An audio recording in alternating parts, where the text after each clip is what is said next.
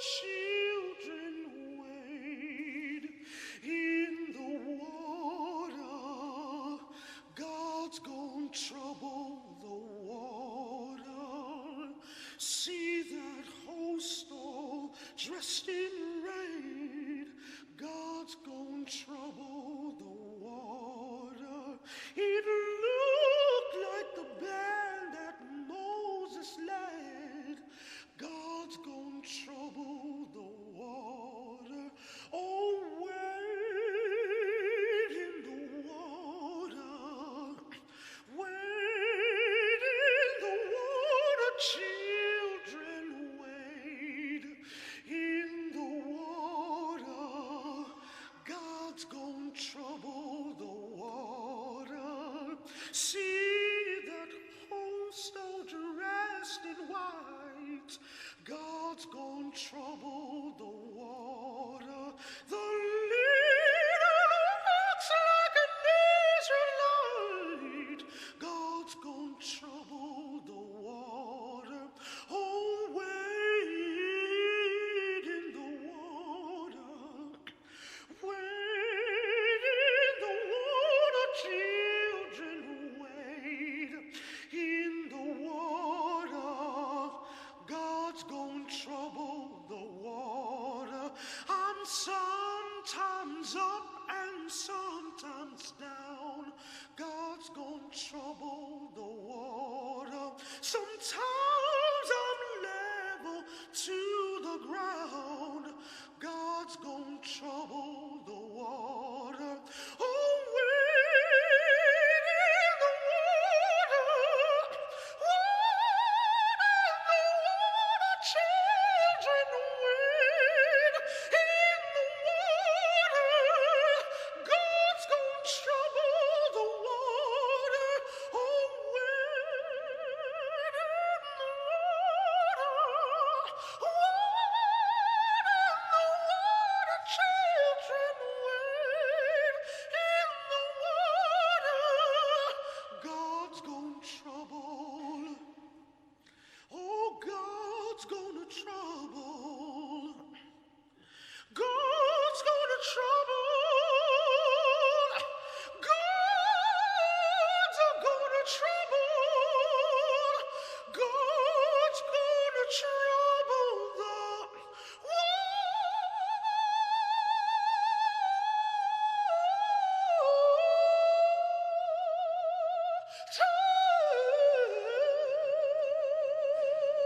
God's gonna trouble the water.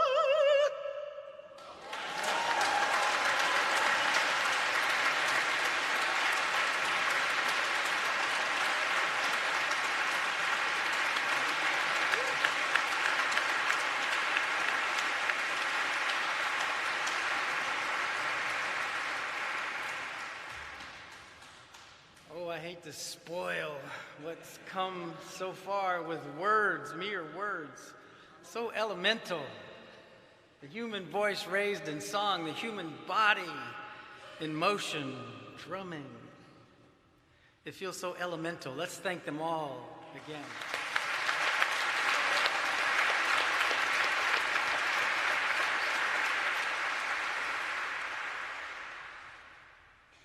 Point comfort to no comfort. One state to all states, the middle passage to mass incarceration, the great migration to stagnation and resource deserts in urban centers, north and east and south and west, a bloody war, genocide and reservations, a bloody war that seems sometimes to still be raging. Lynchings and Jim Crow, what was begun 400 years ago, we mark today. At this point along a way that will continue.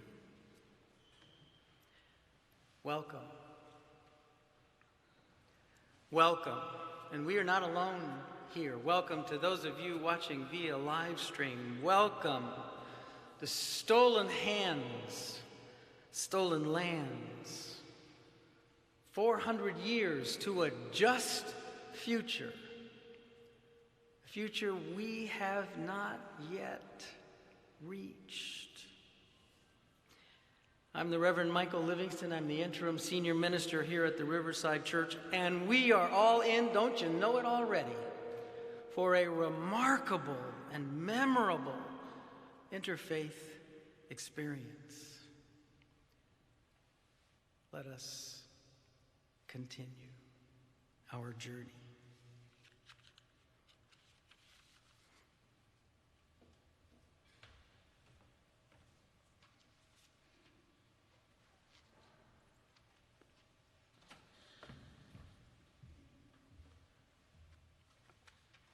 I'm Reverend Fred Davey. I'm the Executive Vice President of Union Theological Seminary across the street.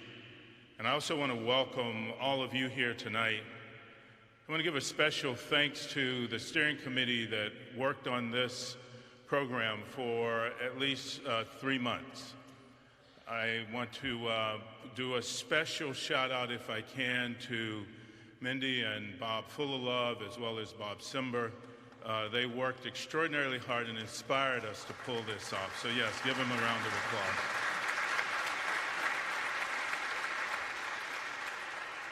And there were many more of us involved, but the true inspiration for this started with them, and they deserve the credit, all the credit that you have shown them and that we will show them in the days to come. I'll just let you know that Reverend Barber is on his way. His plane had mechanical problems and had to do an emergency landing at JFK instead of LaGuardia. I know for sure they are now off the plane. They were on the tarmac for hours. They were actually met by fire trucks and the whole bit. So we praise God and the spirits for that. So he's on his way, and he should be here in plenty of time to do what we've assigned him to do in the service. Let's gather our hearts and bring our thoughts and ourselves into this space.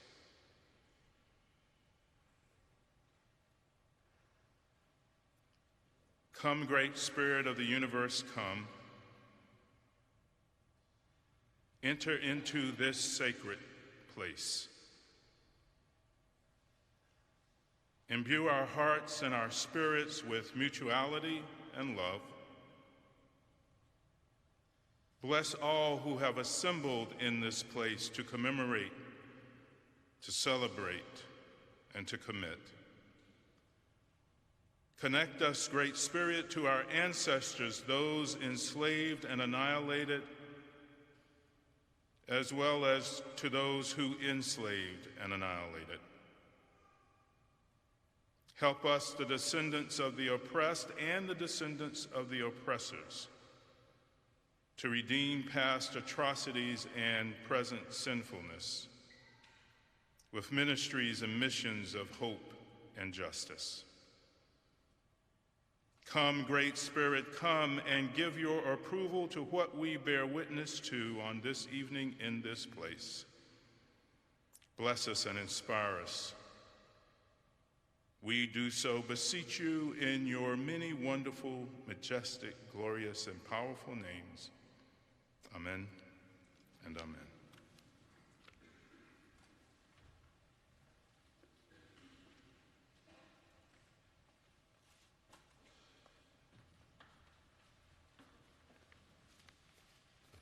Good evening. I'm Mindy Full-of-Love, and I want to join Riverside Church and Union Theological Seminary in giving some opening thanks on behalf of the National Organizing Committee of 400 Years of Inequality. In 2016, a reporter called me to ask if I thought children in Flint would have psychological trauma because the government had betrayed them. It's happened before, I said. You know, 1620, 1619, whenever it was the first Africans landed at Jamestown and got sold into slavery. I didn't think of it, but it would have been clever if I said, we didn't land at Plymouth Rock landed on us. Anyway, I was embarrassed that I couldn't remember what year Jamestown was, so I looked it up, and I realized that a major anniversary was approaching, 500 years. I thought it was 500 because we're in the 21st century, and that was 1600, hence 500. I was corrected on the math, which I'm very bad at, and reassured that 400 years was worth acknowledging. Colleagues Molly Rose Kaufman and Aubrey Murdoch of the University of Orange, William Marish, Robert Sember, and Maya Wiley of the New School, Robert Fullylove of Mailman School of Public Health, and Dominic Molden of 1DC joined me to create a committee that has worked diligently for 3 years to give form to the idea that we should observe this anniversary.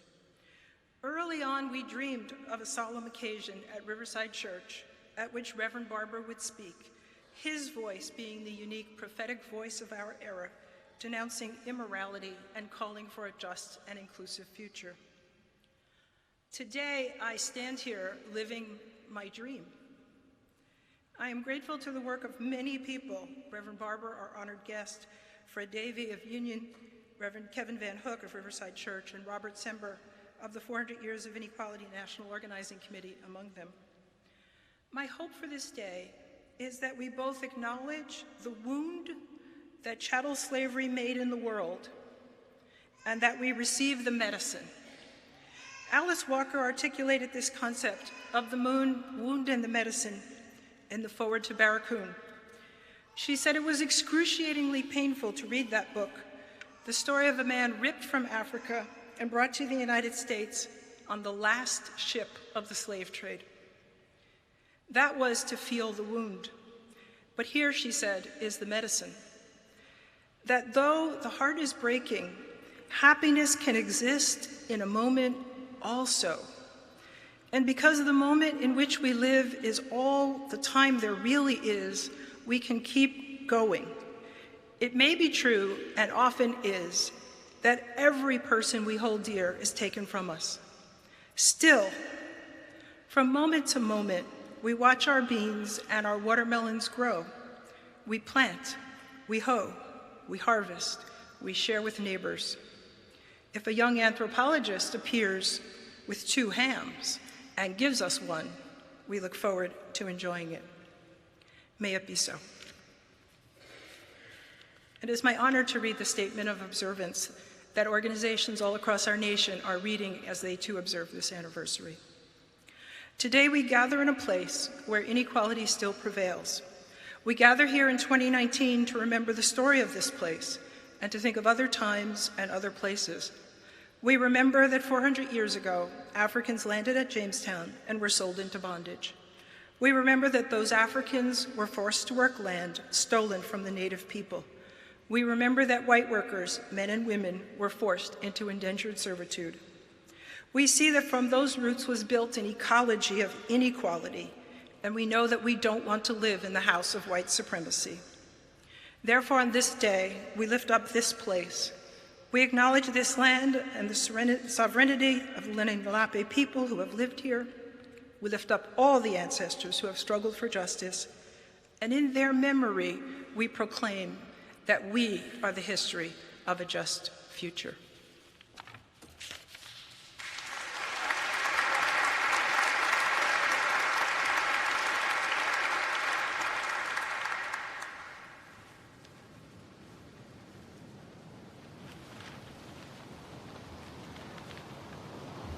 I am Aliu Nyang, and I teach New Testament at Union Theological Seminary. I also teach African traditional religion. And I will be now taking us to have a sense of what it meant for our elders to mourn and pray for those taken away from them across the Atlantic Ocean.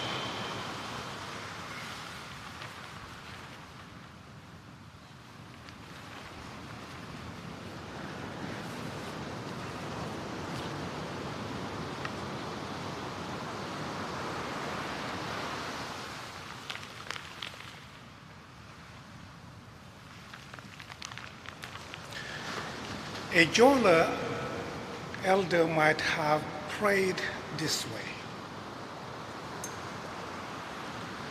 Kasumai, peace. Alaimit Guignoli Obuge. God, or the life force, your children are gathered here. Alaimit Upoyoli. God, or the life force, watch over us. Alaimit Uneoli. God, or the life force, hear us. Alaimit Urambenoli. The life force, or God, help us. Gasumai. Peace.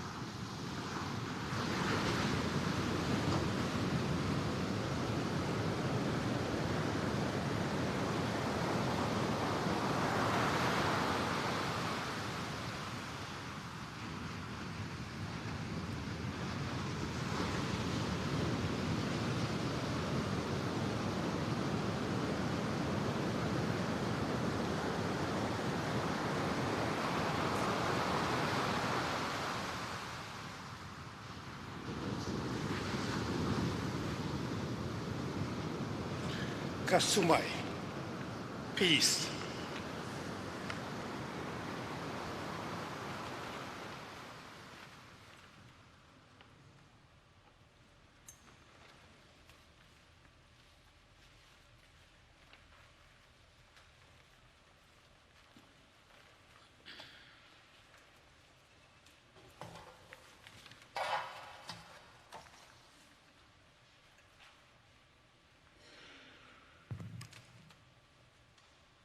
For centuries, an armada of misery haunted the horizons of the Atlantic, dispossessing entire nations of their homelands and robbing millions of life and liberty. Stolen lands worked by stolen hands. A full accounting of this history includes the trauma inflicted on those who were taken and the grief of the kin and communities from which they were taken. In their despair, the Yamba people of Cameroon offered this prayer to the god Nui. Nui, you are most high. We no longer live in peace. Nui, you are most mighty. Fear has overwhelmed our children. You are the greatest God. Fear has overwhelmed our wives. You are the most powerful God.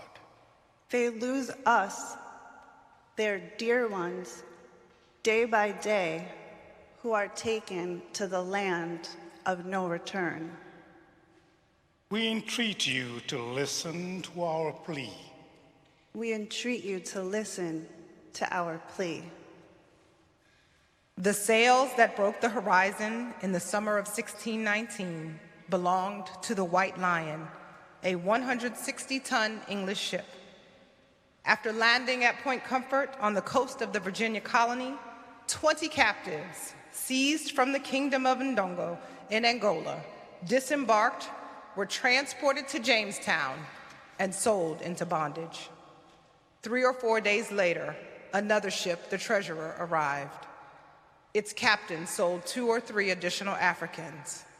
So it began. The institution of slavery established in the North American colonies was unlike anything that had existed before. The colonial masters purposely and intentionally crafted a system of racialized dehumanization that for generations has benefited them and their families. In a speech delivered on August 3, 1857, the formerly enslaved statesman, orator, writer, Frederick Douglass observed, "Find out just what any people will quietly submit to, and you have found out the exact measure of injustice and wrong which will be imposed upon them. And these will continue till they are resisted with either words or blows or with both." The words and blows of resistance were there from the beginning, delivered in acts of subversion and uprising, songs of sorrow and defiance, and dances of remembrance and joyful affirmation. In the same speech, Frederick Douglass laid down the terms of this resistance. The whole history of the progress of human liberty shows that all concessions yet made to her august claims have been born of earnest struggle. The conflict has been exciting, agitating, all-absorbing, and for the time being, putting all other tumults to silence. It must do this, or it does nothing. If there is no struggle, there is no progress. Those who profess to favor freedom and yet deprecate agitation are men who want crops without plowing up the ground. They want rain without thunder and lightning. They want the ocean without the awful roar of its many waters. This struggle may be a moral one, or it may be a physical one, and it may be both moral and physical, but it must be a struggle. Power concedes nothing without a demand. It never did, it never will. The demand for emancipation took many forms, including petitions such as this one, delivered to the Massachusetts House of Representatives on January 13, 1777, when the ink on the Declaration of Independence was barely dry.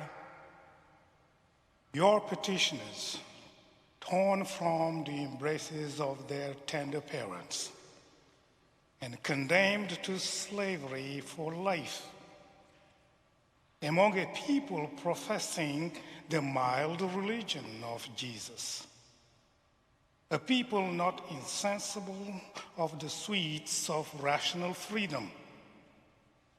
Your honors need not to be informed that a life of slavery like that of your petitioners, deprived of everything social privilege, of everything requisite to render life even tolerable, is far worse than non-existence. Hence, our astonishment that it has never been considered that every principle from which America has acted in the course of her unhappy difficulties with Great Britain pleads stronger than 1,000 arguments in favor of your petitioners. These words were backed up with blows. Dear friend, begins a secret letter found discarded on the streets of Yorktown in 1793. the great secret that has been so long in being with our caller has come nearly to a head. We have got about 500 guns. Our friend in Charleston, he tells me he has listed near 6,000 men. Don't be feared. Have a good heart. Fight brave, and we will get free. These actions arose from and were guided by the collective aspirations of enslaved men and women and their critical understanding of their conditions of subjection. On February 27, 1833, Maria Stewart, a Black abolitionist, spoke of and to her brothers and sisters in struggle at the African Masonic Hall in Boston. Her topic, African rights and liberty. A God of infinite purity will not regard the prayers of those who hold religion in one hand and prejudice, sin, and pollution in the other. He will not regard the prayers of self-righteousness and hypocrisy. Is it possible, I exclaim, that we have labored for hundreds of years to support others and been content to receive what they chose to give us in return? Like King Solomon, who put neither nail nor hammer to the temple, yet received the praise, so also have the white Americans gained themselves a name, like the names of the great men that are in the earth, while in reality, we have been their principal foundation and support. We have pursued the shadow. They have obtained the substance. We have performed the labor. They have received the profits. We have planted the vines. They have eaten the fruits of them. This piercing denunciation of what we today call white supremacy joined a chorus of voices calling for a Pan-African liberation movement. This movement united the people of the continent with their kin in the diaspora and joined hands with other nations and peoples struggling against servitude and colonial opposition. In 1940, W.E.B. Du Bois reflected on this international alliance, observed, As I face Africa, I ask myself, what is between us that constitutes a tie that I can feel better than I can explain? Africa is, of course, my fatherland, yet neither my father nor father's father ever saw Africa or knew its meaning or cared over much for it. But the physical bond is least, and the badge of color relatively unimportant, save as a badge. The real essence of this kinship is its social heritage of slavery, the discrimination and insult. And this heritage binds together not simply the children of Africa, but extends through Yellow Asia and into the South Seas. It is this unity that draws me to Africa. 5 years later, at the end of World War II, Europe lay in the ruins of its own making, and anti-colonial movements in Africa and elsewhere grew in number and strength. The poet and future president of Senegal, Leopold Sédar Senghor, took stock of this epochal moment and offered this prayer for peace, his contribution to the theology of African liberation. At the beginning of the great year, in the sunlight of your peace on the snowy roofs of Paris, yet I know that my brother's blood will once more redden the yellow Orient on the shores of the Pacific, ravaged by storms and hatred. I know that this blood is the spring libation the great tax collectors have used for 70 years to fatten the empire's lands. Lord, at the foot of this cross, and it is no longer you, tree of sorrow, but above the old and new worlds, crucified Africa. And her right arm stretches over my land, and her left side shades America. And her heart is precious Haiti, Haiti who dare proclaim man before the tyrant. At the feet of my Africa, crucified for 400 years and still breathing, let me recite to you, Lord, a prayer of peace and pardon.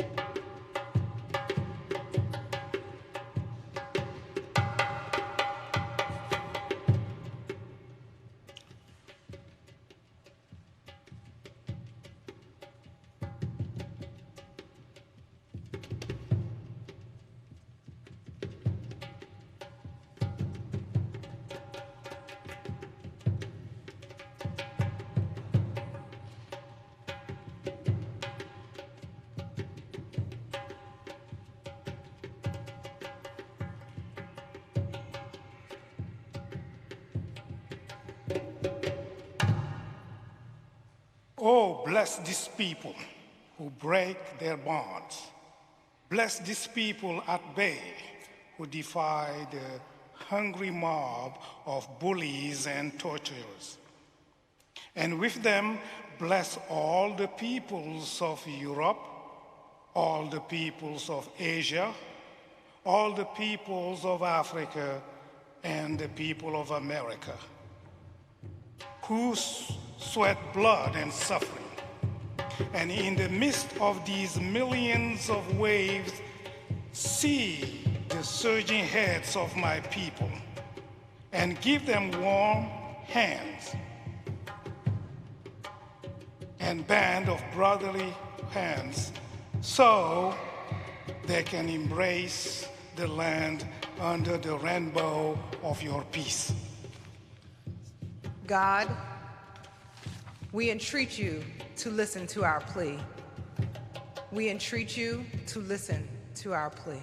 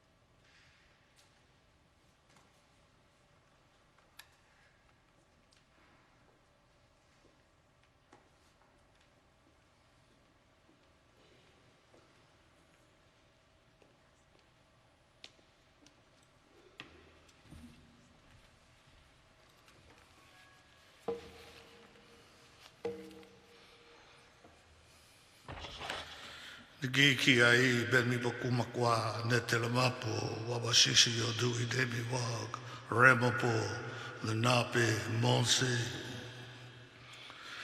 Our homeland once stretched from western Connecticut to eastern Pennsylvania, south to the banks of the Raritan, and north to Albany. Today we care for barely 14 acres of ceremonial land, which is being contested as we speak for those who say we have no right to prey upon our own land. The Ramapo virtually guaranteed the success of the American Revolution by allowing the then rebels to use our redoubt, the Ramapo Pass.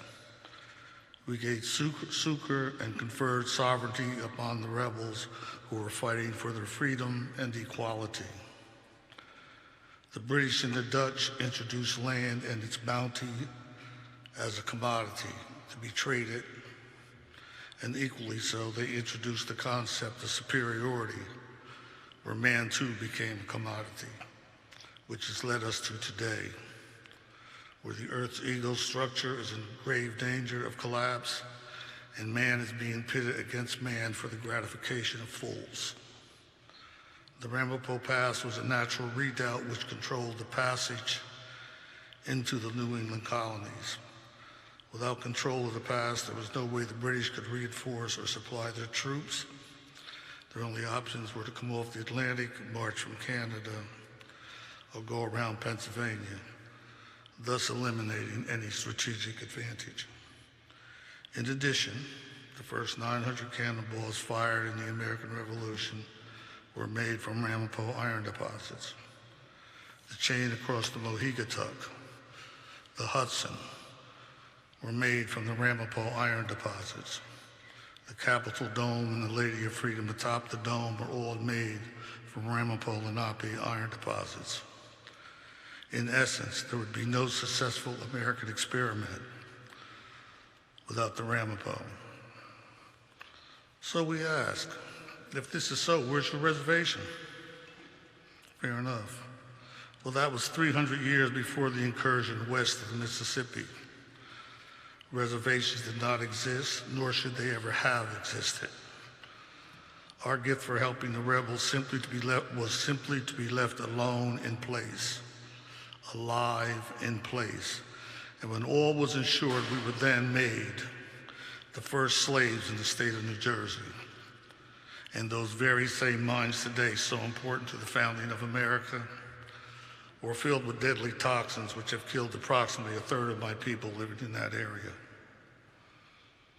Thus, we stayed in our mountains, and like our redoubt, which guaranteed the American Revolution, our mountains guaranteed our survival and our freedom. Thus, I am here today.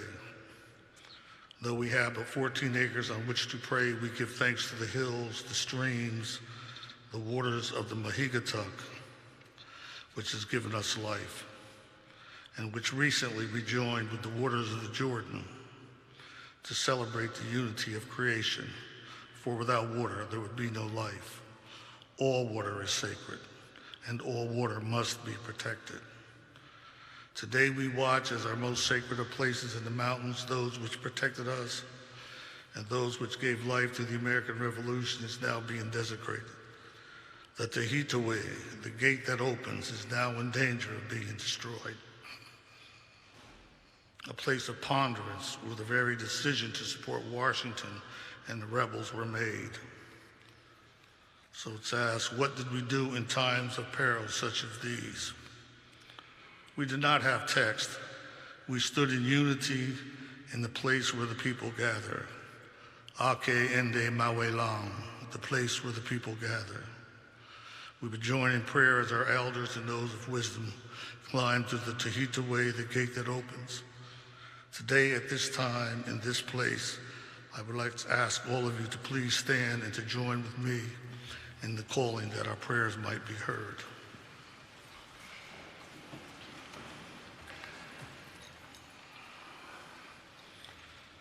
We will begin by facing the east.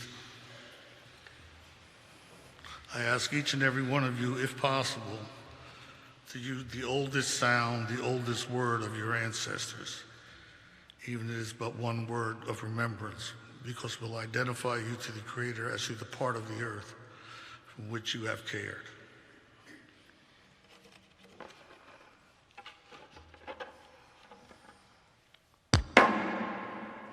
Wabanum, Keluna went away. Turn to the south. Zabanum, Keluna went away.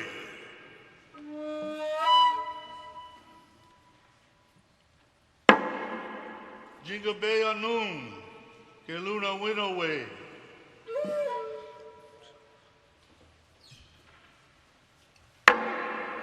Jiwazi Num, Keluna went away. Ilungu Matit, Nakomasaki. Ilungu Matit, Awasha Kaame. Wanabashu, Kichi Lamokwang, he who creates all with his thoughts.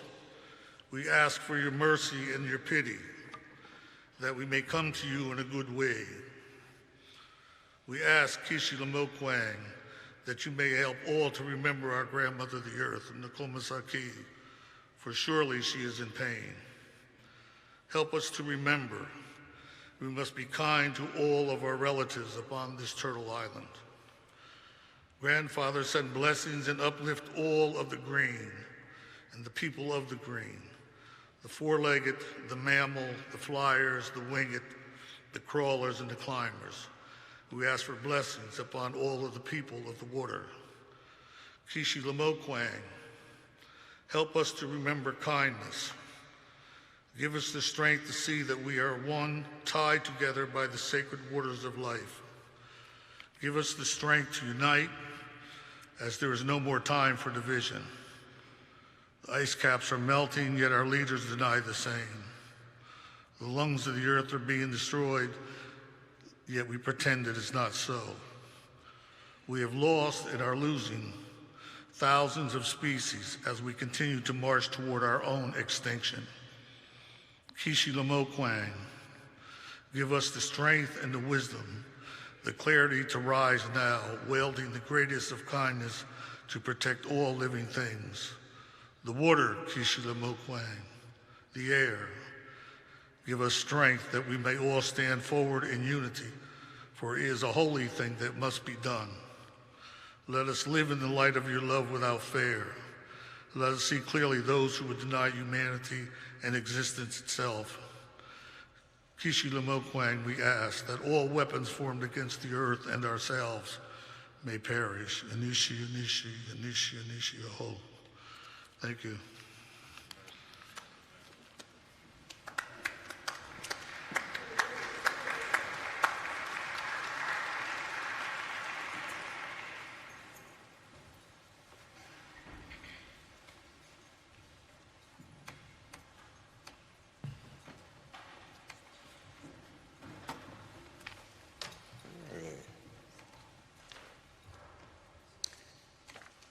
Our nation was born in genocide.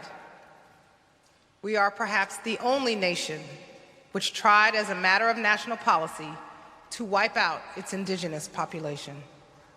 Moreover, we elevated that tragic experience into a noble crusade. Indeed, even today, we have not permitted ourselves to reject or feel remorse for this shameful episode. Dr. Martin Luther King, Jr. Who knew that the arrival that day in 1492 would split time itself into the world as it was before and world as it would become? 5 centuries and counting of colonial occupation. This rupture does not, however, define the first peoples of these Americas. Memory, with a force stronger than history, reconnects us to place and community. I feel strongly that I have a responsibility to all the sources that I am, to all past and future ancestors, to my home country, to all places that I touch down on and that are myself, to all voices, all women, all of my tribe, all people, all earth, and beyond that to all beginnings and endings. And these are the words of the poet Joy Harjo, born in 1951 into the Muskogee Creek Nation. In her poem, Conflict Resolution for Holy Beings, she inventories both the betrayal of her people and their refusal to capitulate. If you sign this paper, we will become brothers. We will no longer fight. We will give you this land and these waters as long as the grass shall grow and the rivers run. The lands and waters they gave us did not belong to them to give. Under false pretenses, we signed.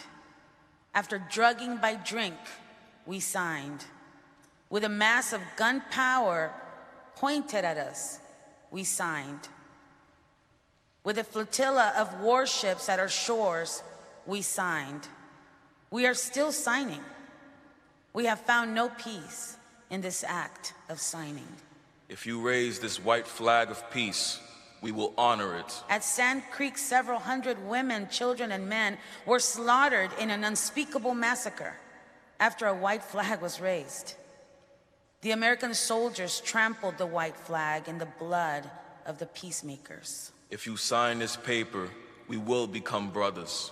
We will no longer fight. We will give you this land and these waters as long as the grass shall grow and the rivers run. We say, put down your papers, your tools of coercion, your false promises, your posture of superiority, and sit with us before the fire. We will share food, songs, and stories. We will gather beneath starlight and dance and rise together at sunrise. Tecumseh, Black Hawk, Henry Crow Dog, Black Elk, Wilma Mankiller, and other leaders have confronted the chasm between promise and action, treaty and betrayal. Chief Joseph of the Nez Perce, facing an attack by the U.S. military in 1877, led 700 of his people on a 1,500-mile trek to Canada. They were captured before they could cross the border and were forced onto a reservation. When the land they were promised was found to contain gold and was confiscated, Chief Joseph demanded something far more precious in return. You might as well expect the rivers to run backward, as that any man who was born a free man should be contented when penned up and denied liberty to go where he pleases. I have asked some of the great white chiefs where they get their authority to say to the Indian that he shall stay in one place, while he sees white men going where they please. They cannot tell me. I only ask of the government to be treated as all other men are treated. Let me be a free man, free to travel, free to stop, free to work, free to trade where I choose, free to choose my own teachers, free to follow the religion of my fathers, free to think and talk and act for myself, and I will obey every law or submit to the penalty. Ours is a history of colonial occupation. It is also a history of efforts to decolonize this place. On September 10th, 1970, at the 350th anniversary of the Pilgrims' Landing at Plymouth Rock, Frank B. James, an Equina-Wampanoag elder and activist, was prevented from delivering a speech that included this proclamation. It is with mixed emotion that I stand here to share my thoughts.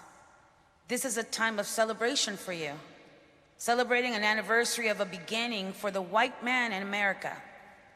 It is with a heavy heart that I look back upon what happened to my people.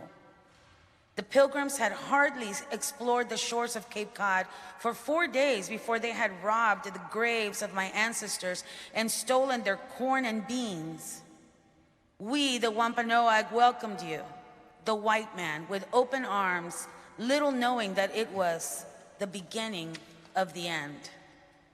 The Indian, having been stripped of his power, could only stand by and watch while the white man took his land and used it for his personal gain. This the Indian could not understand, for to him, land was survival, to farm, to hunt, to be enjoyed. It was not to be abused. In this place, two distinctly different cultures met. One thought they must control life, the other believed life was to be enjoyed because nature decreed it. Although time has drained our culture and our language is almost extinct, we, the Wampanoag, still walk the lands of Massachusetts. Our spirit refuses to die. Yesterday, we walked the woodland paths and sandy trails. Today, we must walk the macadam highways and roads. We are uniting. We're standing not in our wigwams, but in your concrete tent. What has happened cannot be changed, but today we must work towards a more humane America, a more Indian America, where men and nature once again are important, where the Indian values of honor, truth, and brotherhood prevail. Although forbidden to speak that day, James and his followers declared Thanksgiving a national day of mourning for Native Americans. At the same time, another act of decolonization was underway.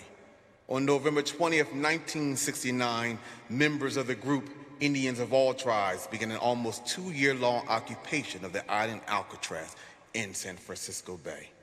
We, the Native Americans, reclaimed the land known as Alcatraz Island in the name of all American Indians by right of discovery. We wish to be fair and honorable in our dealings with the Caucasian inhabitants of this land, and hereby offer the following treaty. We will purchase said Alcatraz Island for $24 in glass beads and red cloth, a precedent set by the white man's purchase of a similar island about 300 years ago. We will give to the inhabitants of this island a portion of the land for their own, to be held in trust by the American Indians government and by the Bureau of Caucasian Affairs to hold in perpetuity for as long as the sun shall rise and the rivers go down to the sea. We will further guide the inhabitants in the proper way of living. We will offer them our religion, our education, our life ways, in order to help them achieve our level of civilization, and thus raise them and all their white brothers up from their savage and unhappy state. After that one.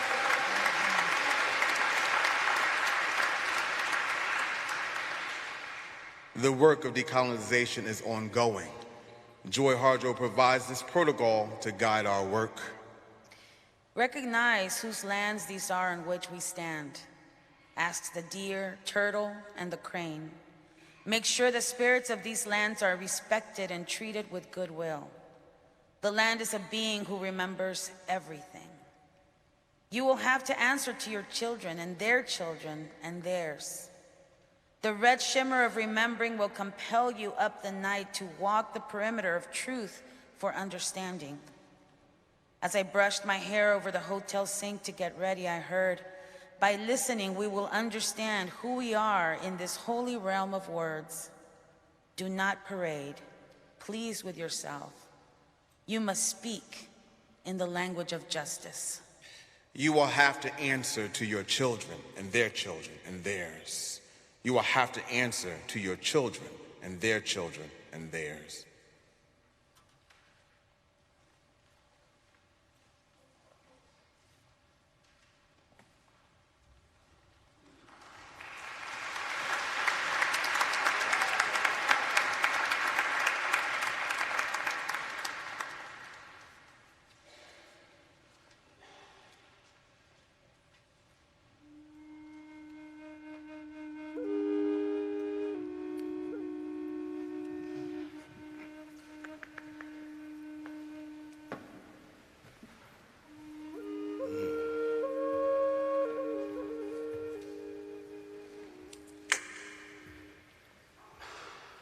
Good evening.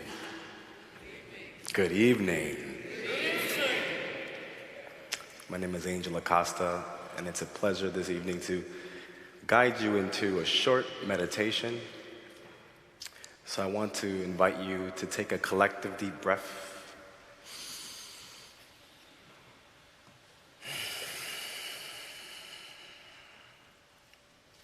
Take one more with me.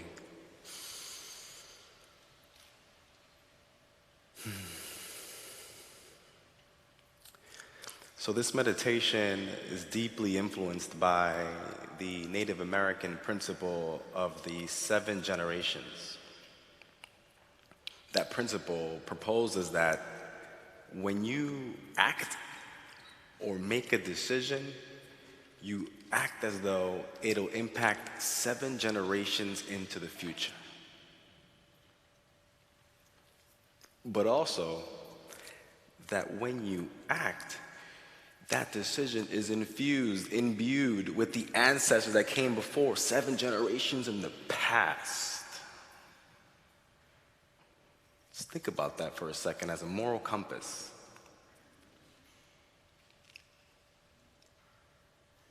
So this meditation is really to provide a moment for us to connect to our ancestry and our ancestral lineage.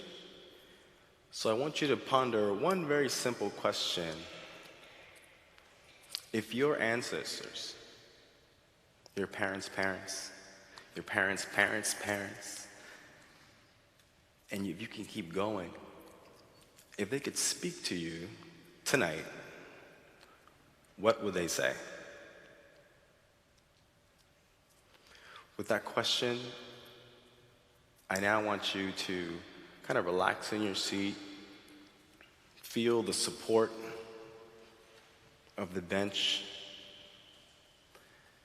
feel your feet being supported by the earth, feel the sense of the sacred in this moment right now.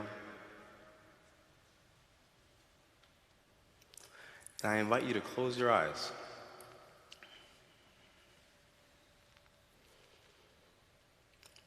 And gently take deep breaths.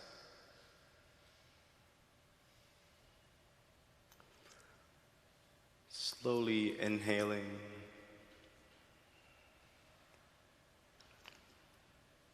Slowly exhaling. In a few moments, you'll hear the flute.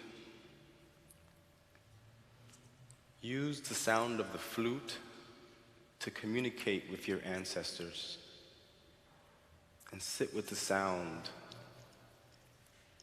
and with their voices.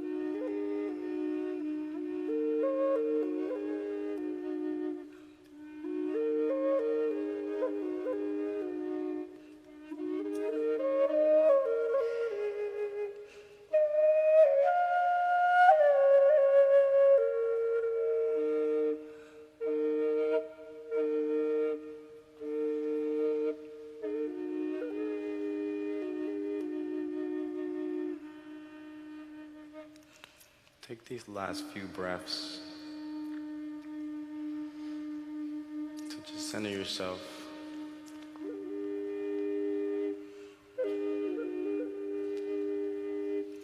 Deepen that connection with the ancestors.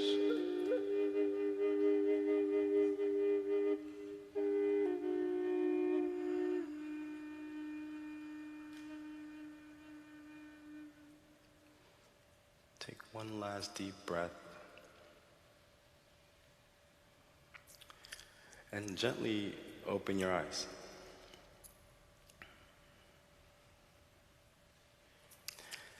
So I want to invite you now to turn to someone next to you, and whatever you feel comfortable sharing, just share a little bit about what came up for you. And I'll time you. I'll give you a few minutes. When I'm ready to get you all to kind of come to a full stop, I'll raise my fist. So take a few moments to listen to each other and speak to somebody next to you about what came up for you.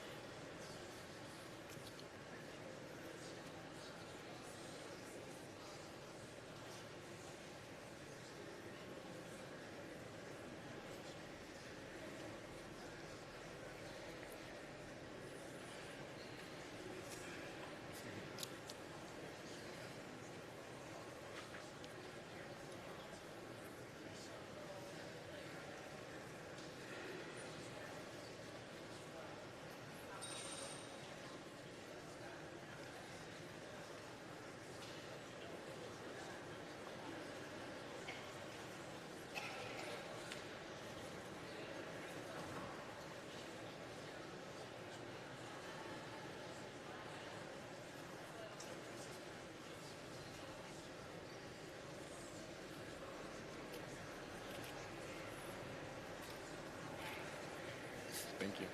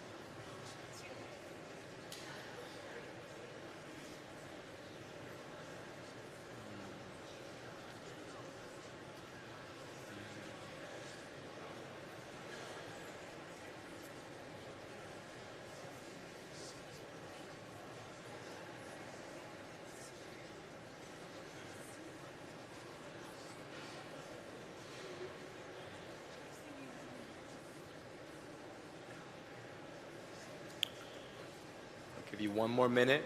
One more minute.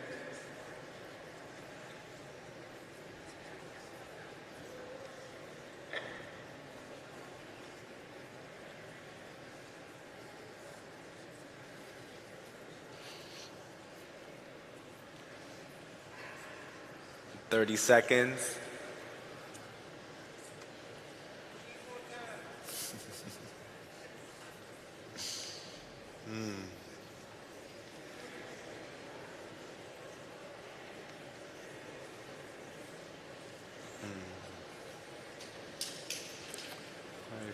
Feel free to start wrapping up.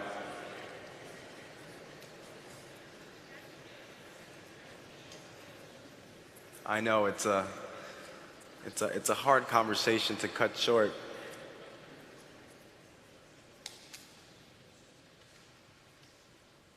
So beyond our genes, beyond our blood, there are other ways in which we are connected and can connect to our ancestors.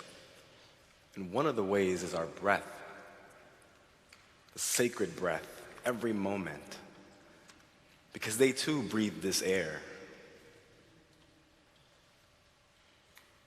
In the mere act of breathing, we can connect in some deep ways, and so much can come up, as you heard your partner. I'll just end by surfacing the work of Dr. Christina Sharp. She wrote a book called Beyond the Wake, and she used the image of the waves that slave ships produced, the wake. Those waves behind the wake. And as a metaphor to think about the bodies that were thrown overboard, left behind the wake. But not only that, but to frame this moment as though we are living still in the wake of those ships, in the wake and in the aftermath of slavery. So what we did just then, in terms of recalling our ancestors, and what we do tonight in terms of observing this 400 years of inequality, is to do what she calls wake work.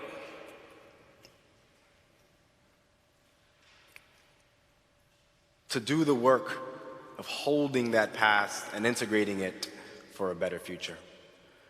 Last thing I'll say is that very same law, the 7 generations, in the Native American tradition, there was a shared idea that the 7th generation would be the one to bring together a different consciousness in order to bring a little more equilibrium to the planet. And guess what? We are the 7th generation. With that being said, thank you so much. Enjoy the evening.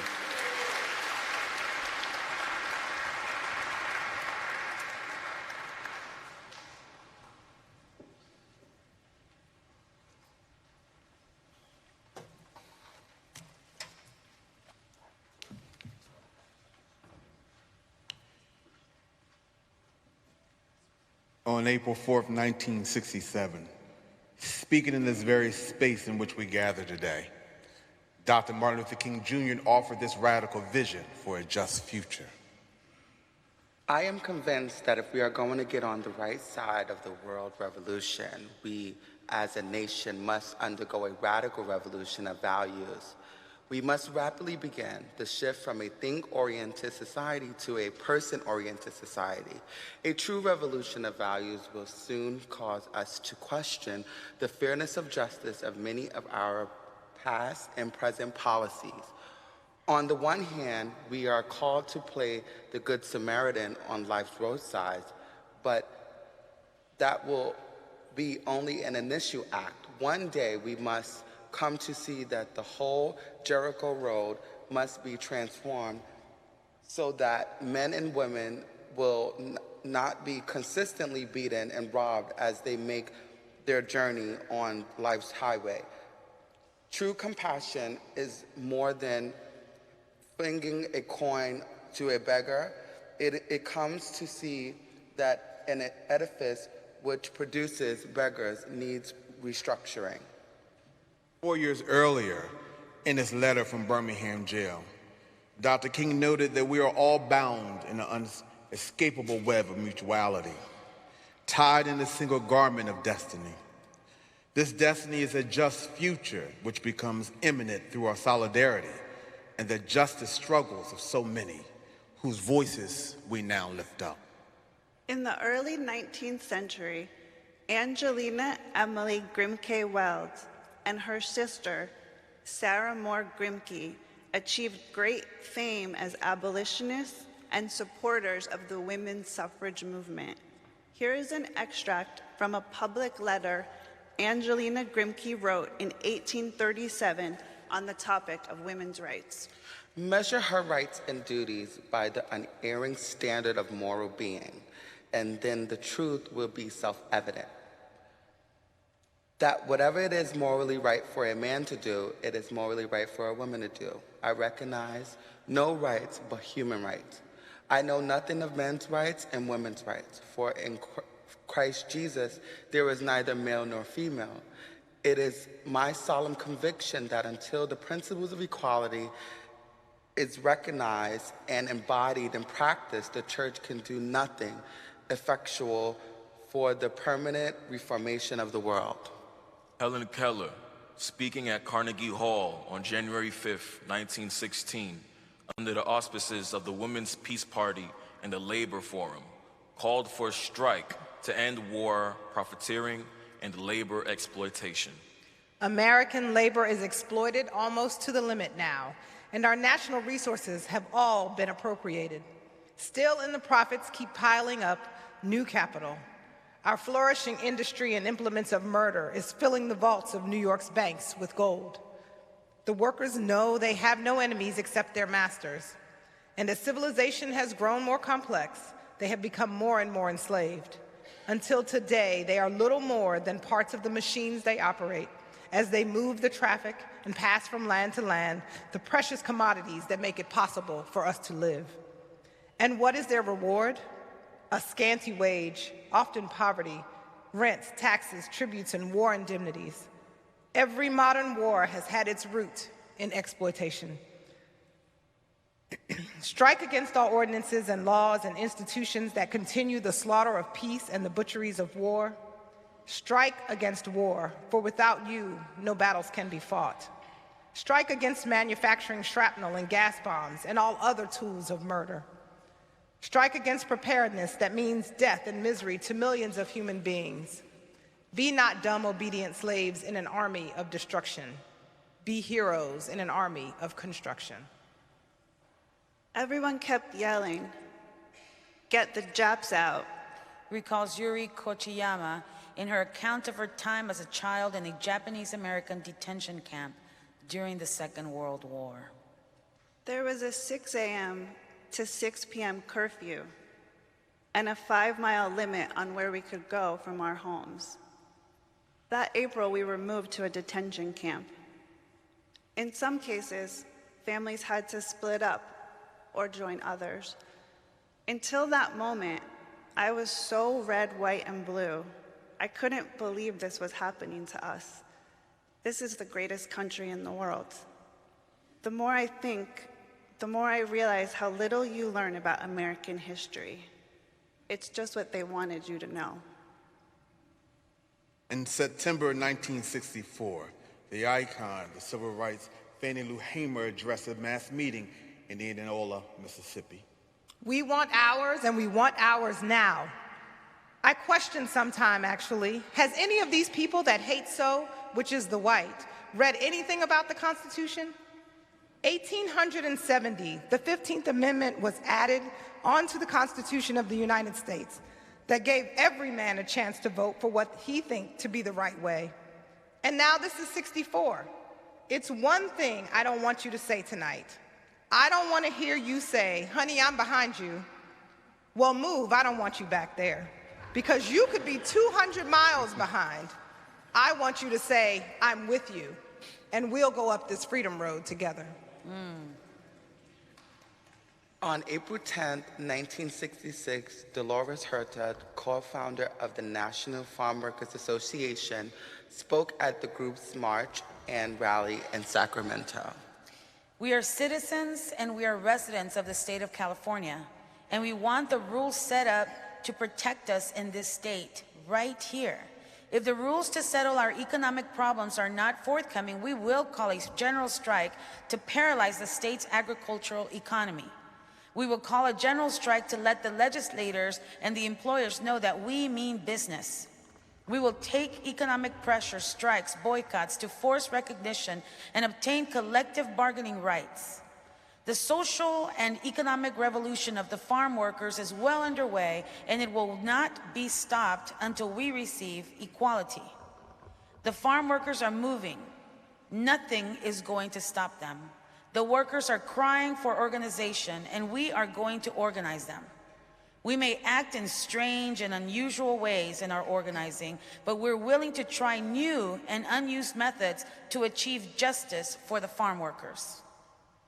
From September 9th to the 13th, 1971, men incarcerated at the Attica Correctional Facility undertook the most well-known prison uprising of the 20th century.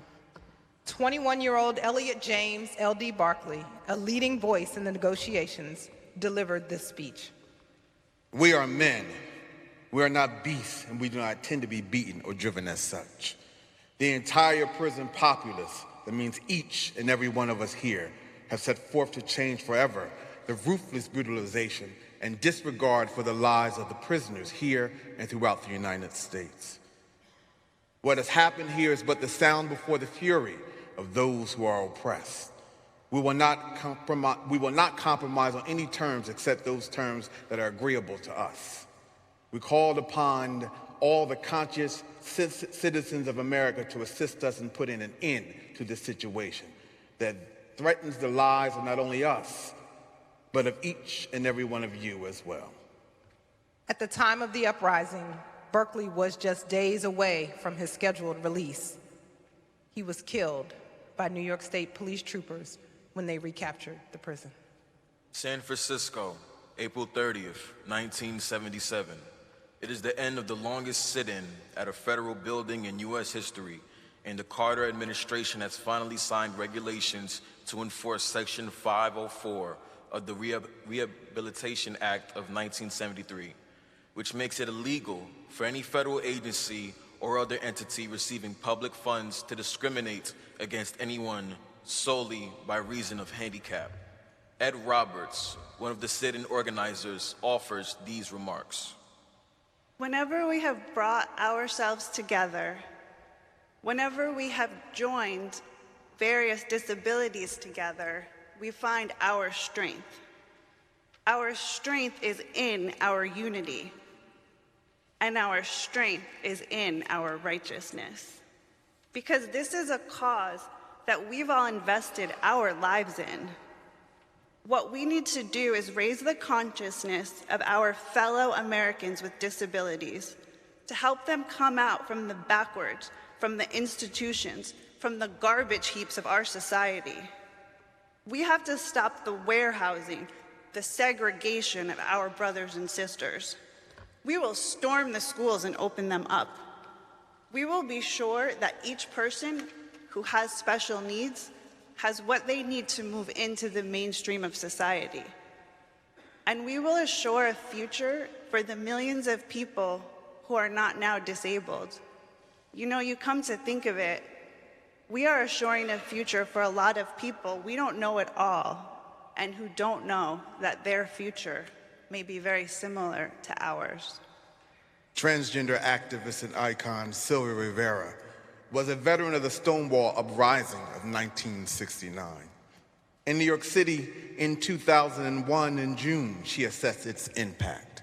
You know, it was a long night of riots. It was actually very exciting because I remember howling all through the streets. The revolution is here. At this time, there were many demonstrations that were fierce demonstrations back then. So then the tactical police force came and heads were being bashed left and right. But what I found very impressive that evening was that the more that they beat us, the more we went back for. We were determined that evening that we were going to be liberated. Free community, actually. I'll change the we. We have acquired your liberation, your freedom from the night. Myself and my transgender communities got shit. Just like I had back then, but I still struggle. I still continue to struggle. I will struggle till the day I die. And my main struggle right now is that my trans community will seek the rights that are justly ours. Monami Malik, in 2001, writing about the experiences of South Asians in the US after 9/11. During this period of grief, we have had to endure perhaps the worst mass-scale anti-Arab, anti-South Asian, and anti-Muslim violence this country has seen. Our homes, communities, and places of worship have been under siege. There is an urgent need now, more than ever, to organize against the growing conservatism that can undo years of anti-racist, feminist, anti-homophobic, and pro-working class struggle. Gustavo Madrigal Pina, an undocumented college student speaking in Athens, Georgia on August 22nd, 2011. My name is Gustavo. I am undocumented and I am unafraid.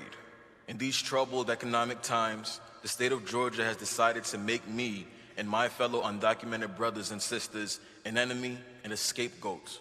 Well, I'm here to tell the state of Georgia that I'm not going down without a fight, that I'm here to fight for my brothers and sisters. I will put up resistance as long as there's blood pumping through my veins. And I'm also here to ask you to join me and my undocumented brothers and sisters in the fight of our lives. My name is Gustavo Madrigal.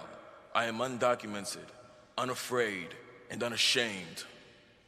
Cheryl Angel on November 27, 2016, at the Standing Rock occupation to stop the Dakota Access and Keystone XL pipelines. You are that difference, all of you. You are that difference. So I honor you, I recognize you, I thank you, I love you. Right now we're just pebbles, but when we march together and we sit down and pray, we're rock. We are unarmed water protectors. We ask all activists to become spiritual and all spiritual people to become active. In this unity, we stand in powerful prayer to protect the water. I call upon the inner water protectors in all of us to rise up, pray hard, be still, and listen for the water. She calls for you.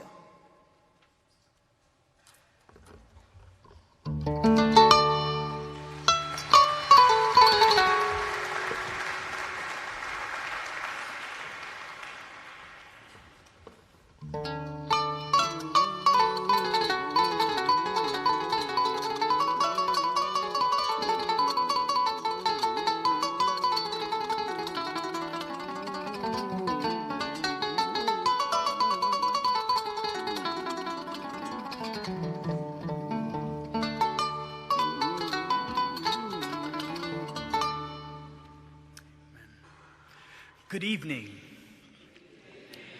My name is Reverend Kevin Van Hook, and I have the pleasure of serving as the Minister of Justice, Advocacy, and Change here at the Riverside Church. We gather with you tonight to acknowledge the histories of suffering and struggle that have shaped our world and our lives. As we have heard the words of ancestors, leaders, teachers, and comrades, we are reminded that while for generations our people's spirit of justice has been challenged and tested, we are not broken.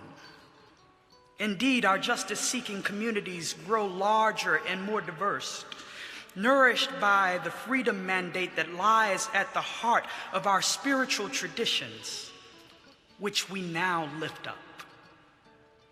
It is my honor to hold this moment with the renowned teacher and community activist, Dr. Devi Almontezer, who works tirelessly in a breathtaking range of positions to advance cultural diversity and conflict resolution in our city and across our nation. Dr. Almontezer has contributed to numerous interfaith coalition-building initiatives, helping to expand awareness and knowledge of Islam and Muslim communities in America. Thank you for joining us.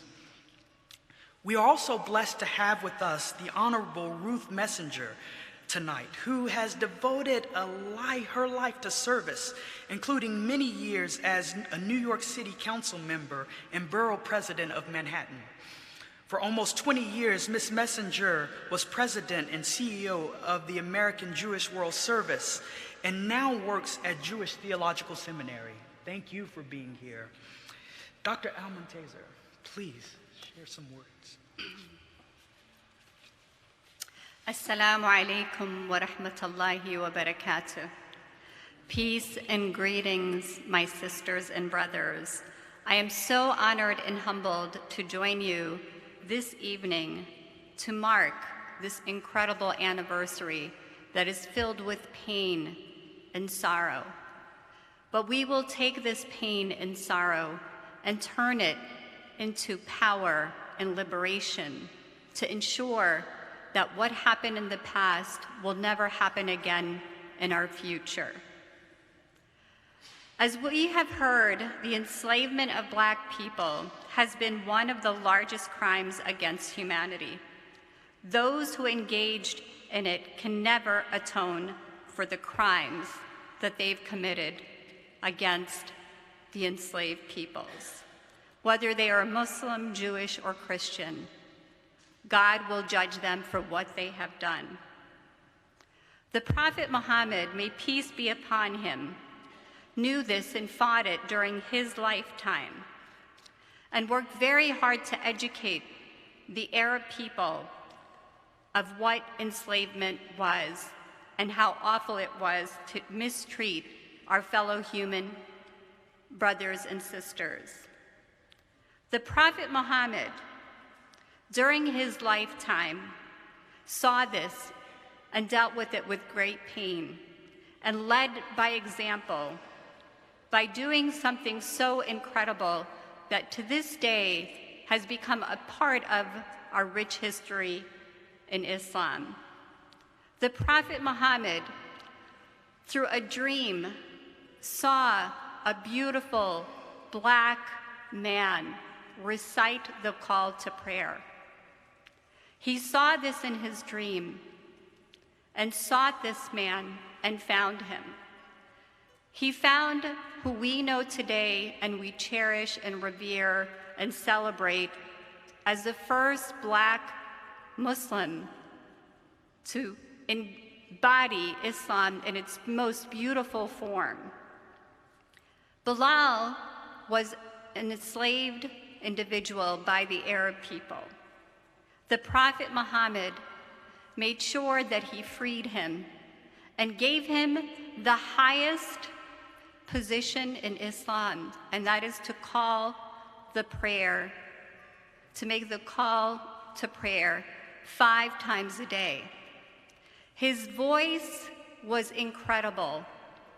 It made your heart tremble, it made your heart sing, and it also brought you calm and ease. This was the legacy of a Black man in Islam, which we cherish and celebrate every time that we see racism and bigotry rear its ugly head. As the Prophet Muhammad continued to teach about equality in Islam, in his very last sermon, he said the following words: "All mankind is from Adam and Eve. An Arab has no superiority over a non-Arab, nor a non-Arab has any superiority over an Arab. Also, a white person has no superiority over a Black person, nor does a Black person have any superiority over a Black person, nor does a Black person have any superiority over a white person, except by piety and actions of good faith." These were his very last words in that sermon to ensure that Muslims globally heard this message, past and present, to ensure that there was equality between people of different ethnic, racial backgrounds. What we see today as American Muslims is Islam has been seen as a religion that is of an immigrant background. Sadly, this is what the Islamophobia industry wants us to believe, but that is not the case.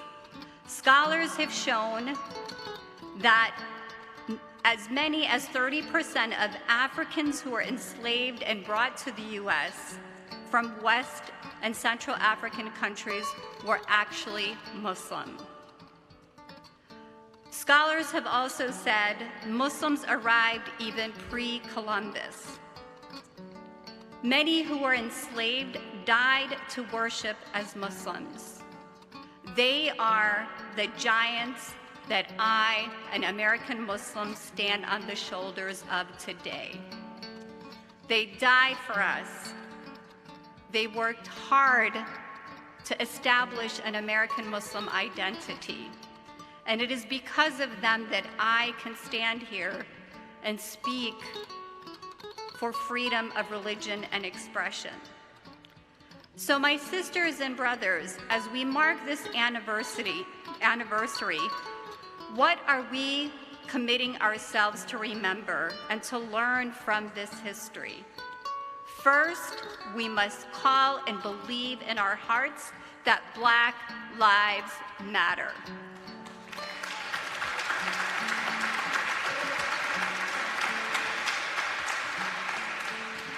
That we will call out all involved in our modern day lynching of Black men. That we will amplify the voices of our Black brothers and sisters. That we will ensure that racism and bigotry has no place in our country and in our world. I believe in my heart of hearts that the only way to combat Islamophobia is to root out the racism that has plagued our country and our world. And when my brothers and sisters of African American background and Black people are liberated from this racism, so shall I be liberated from Islamophobia.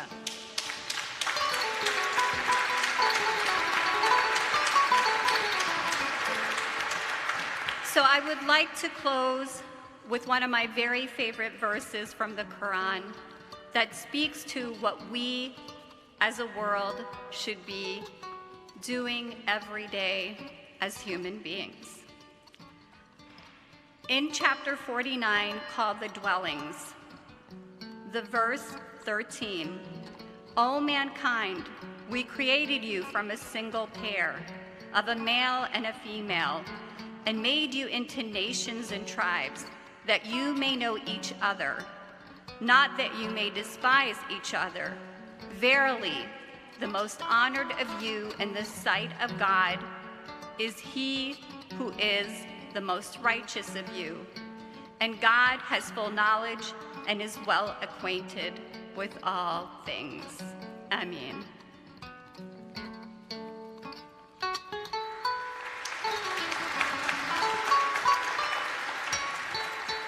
Good evening. I speak with respect and gratitude for the Lenape people. I speak in honor of all here and all of our ancestors and all who work for justice. In the Jewish Torah, text known and revered by many faiths, we read and live the story of the Exodus. My people, subject to slavery, dealt with harshly, victims of oppression, we struggled to hold ourselves together as a nation, organizing to resist, and eventually, with the help of the Lord, fleeing to freedom. Jews tell this story every year at Passover, taught to remember this history, to remember so that we might value freedom and fight oppression. Remember not as a passive activity, but as a mandate to act to fight slavery and oppression, to act to root out evil, to act against continued slaveries and racism and Islamophobia and anti-Semitism and homophobia, to act for the freedom of all. As Rabbi Abraham Joshua Heschel, who spoke from this very space, said, in a free society where terrible wrongs exist, some are guilty, but all are responsible. It's in the spirit of that commitment to act that I read a prayer from a 20th century Jewish leader, Jack Weimer. We cannot pray to you, O God, to banish war, for you have filled the world with paths to peace if only we would take them. We cannot pray to you to end starvation, for there is food enough for all if only we would share it.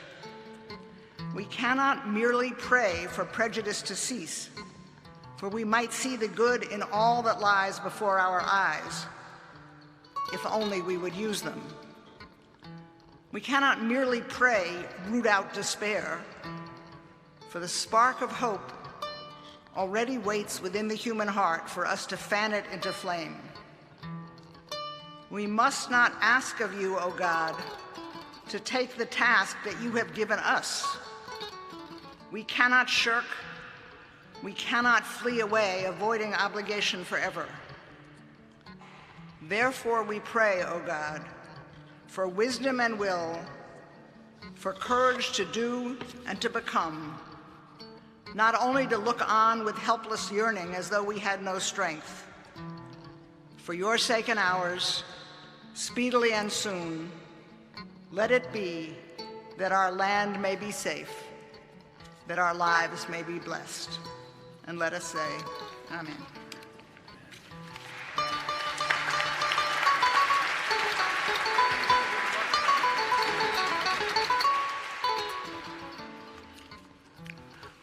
Will you pray with me? Dear God, Supreme Creator and loving God, thank you for this day and this opportunity to be together in your loving presence as we observe the violent and painful histories of this land and celebrate the inescapable web of mutuality that binds us together in compassionate solidarity. With your light, guide us. With the sweet waters of your Spirit to revive and nourish us, we affirm our commitment to realizing the freedoms, justice, and equality of all in the loving community of life that is your creation. Let us link hands with our neighbors' hands. Let us open our hearts to the divine presence that nourishes and is nourished by your universal love, the root and the source of all life. And we all said together, Amen.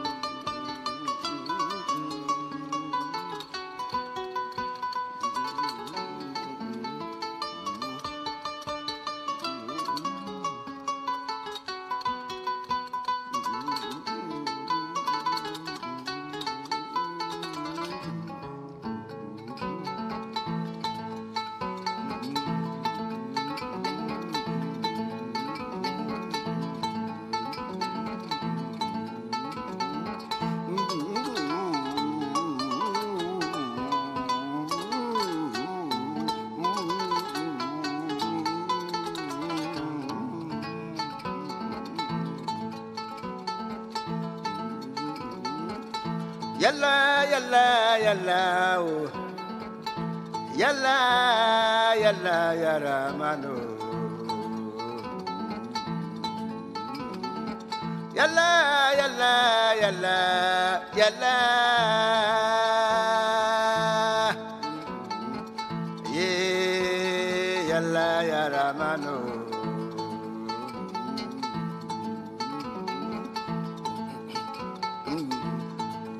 Tuba, tuba, tuba,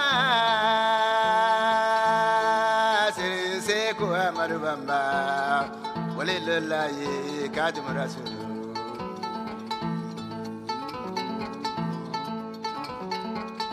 Sualwa.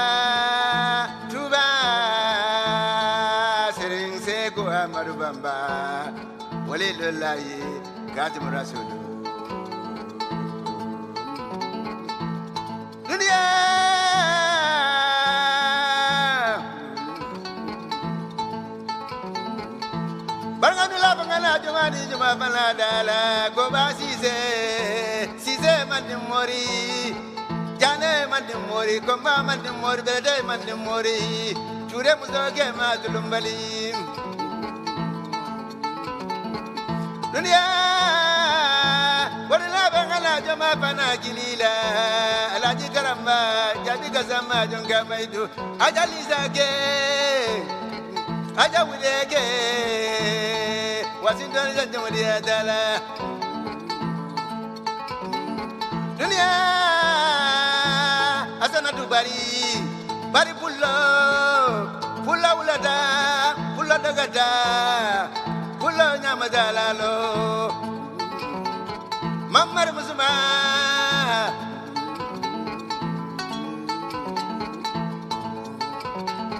dunia Jimbo Kumala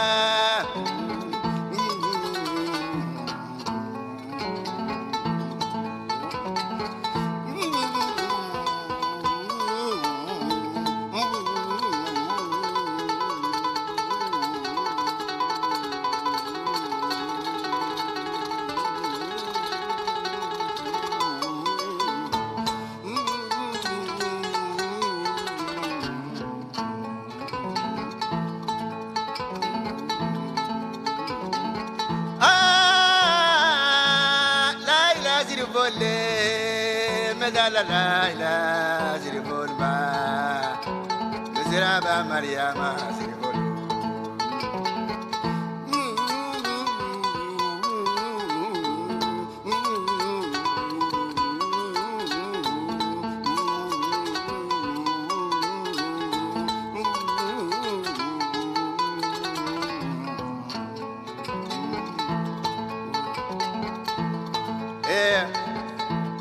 Good evening, ladies and gentlemen. The instrument I'm playing here is called kora, K-O-R-A, kora. This is a traditional Gambian instrument, but it plays in many parts of West Africa. It's called mandeng.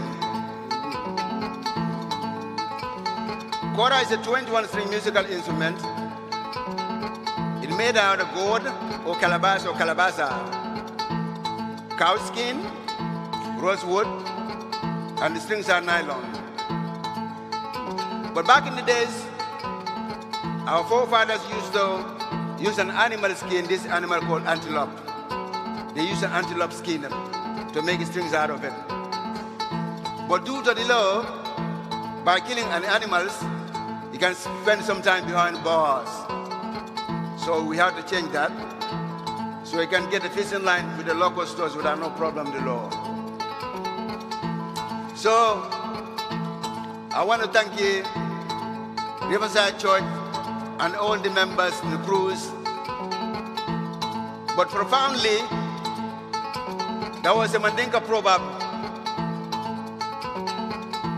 Ni takide sano tombong, ikana sanola diajibe.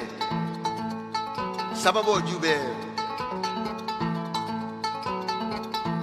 The translation of the Mandinka proverb, if you're walking down the street and you hit the rock, you fell, you found a goal. Don't look at the goal. Look at the stone that you hit, because that was the reason why you found a goal. So I want to thank you, Mr. Robert Simba, for making me connection to the Riverside Church.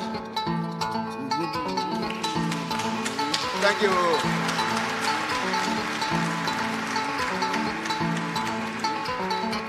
Thank you very much. At the end of my song, actually my song, the name of the song is called Falindiro. Falindiro, that's Mandingo word. In English, changes. We all have changes in our life, from the beginning of our life to the changes to the school, from kindergarten, pre-K, first grade to the junior, to the high school, to the college. Myself, I consider my life as a changes. Born and raised in Gambia, a small country of West Africa, and traveling different part of the world.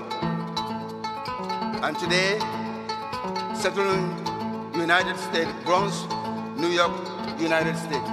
That's a big change for me. So I want to share that changes with you all. So this part of the song is called Jarama. Jarama, that's another language from Gambia, and all Africa has that language. It's called Fulani. In Jarama, Fulani language means thank you to the Lord and thank you to you all. So we all can sing it together. Are you ready? Are you ready? Okay. Jarama, Jarama, together.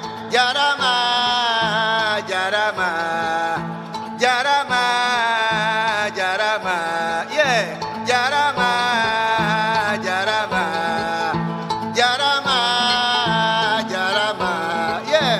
Jarama, Jarama, Jarama, Jarama, Jarama, Jarama, Jarama, Jarama, Jarama,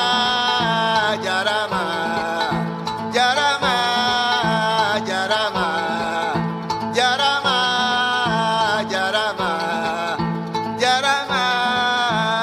Jarama, Jarama,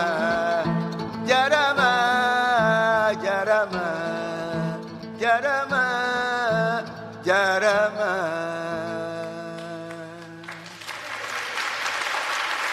Thank you.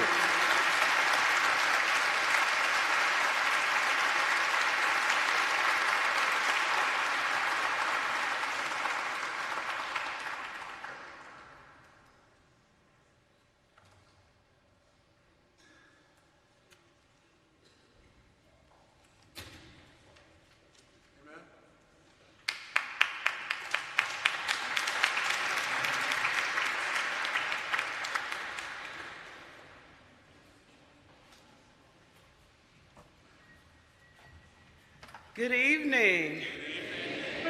How's everybody? So we're from North Carolina, and we say, hey, y'all. I'm Yara Allen. And I'm Cheryl Azell. And so we just came to, I know you've been probably sitting for a little bit. And so we're going to sing a song. Normally when we are in front of a large group of people, we see a choir. And we call it the Justice Jump Off Choir. So can we call this the New York Justice Jump Off Choir? Okay? And normally what I would do is like take a survey in the room and ask, where are the sopranos? Where are the altos? Where are the tenors? Got you. Bass baritone? Where are our beloved I don't knows? And it never fails that some of the same people raise their hands again. It's okay, because none of that matters tonight. Tonight we're gonna sing what we're singing, and down south we call it jump in and hang on. Amen. But the thing that we do is we stand together to sing. And I understand if some of you can't, but I'm gonna ask you to stand, because there was something that my grandmother, my maternal grandmother, used to say when we would sing, girl, bring it from your toes. Now, if you're singing, that's a little difficult to do because it, can't quite flow the way it would if you were to stand. And when I remember my grandmother, I remember a strong, silent, but not silent to the point that she didn't speak out against injustice. And she commanded respect. And I remember that she used to say, just walk around the house singing, just so glad I'm here, so glad I'm here. So glad I'm here in Jesus' name. So now what the movement did was we borrowed from our ancestors. And they trusted us with those songs that brought them over. And we kind of tweaked the words just a little bit, and I don't think that they would mind, because this is their movement too. And we sing, so glad I'm here, so glad I'm here, so glad I'm here in freedom's name. So glad I'm here. So we're gonna get to a part where we pick it up, and that's gonna be your cue to come in with this burst of amazing harmony that I've heard about.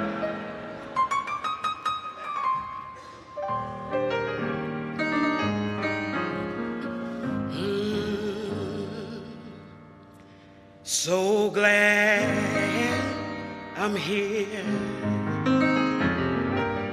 So glad I'm here.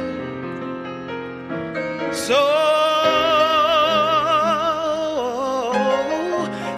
glad I'm here in freedom's name. Hallelujah. So glad I'm here. So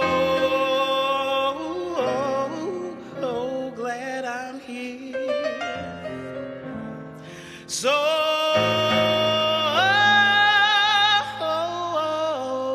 glad I'm here in freedom's name. Oh, faith brought me here. Oh, faith brought me here. Oh, faith brought me here in freedom's name. Hallelujah. Oh, faith brought me right here. I trusted and faith, it brought me here. Oh, faith brought me here in freedom's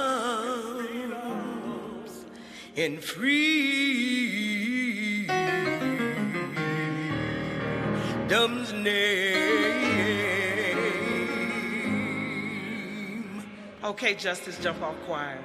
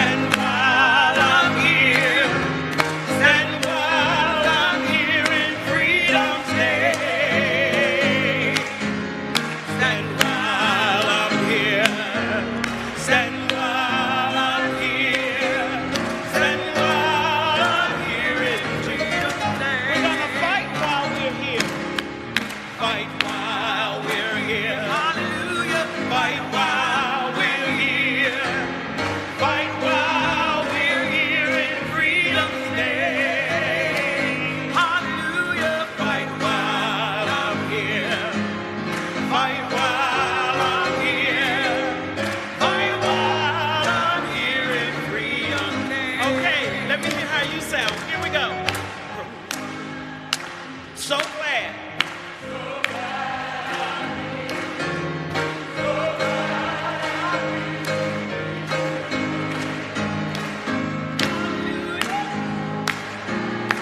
You sound beautiful.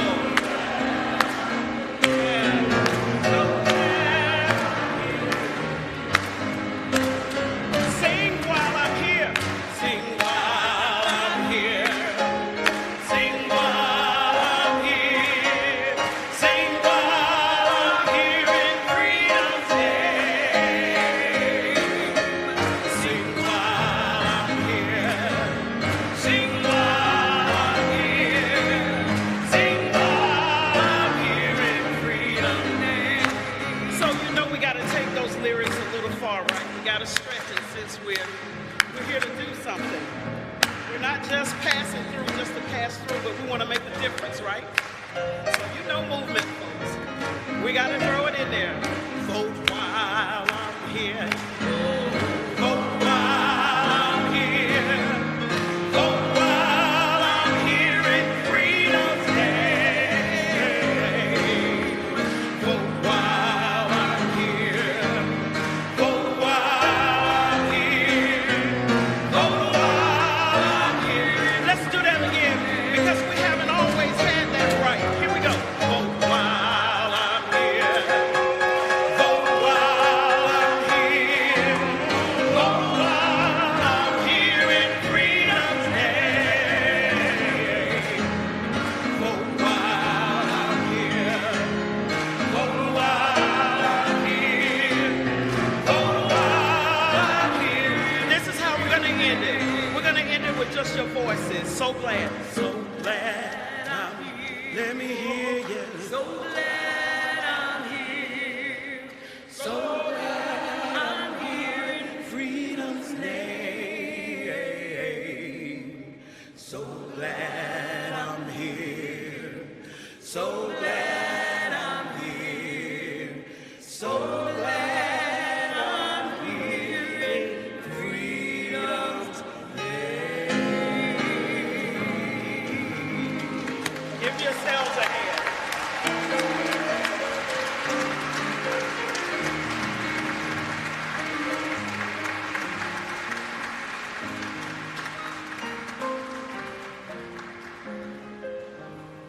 Let's thank the Lord one more time for Yara Allen and Cheryl Uzzell.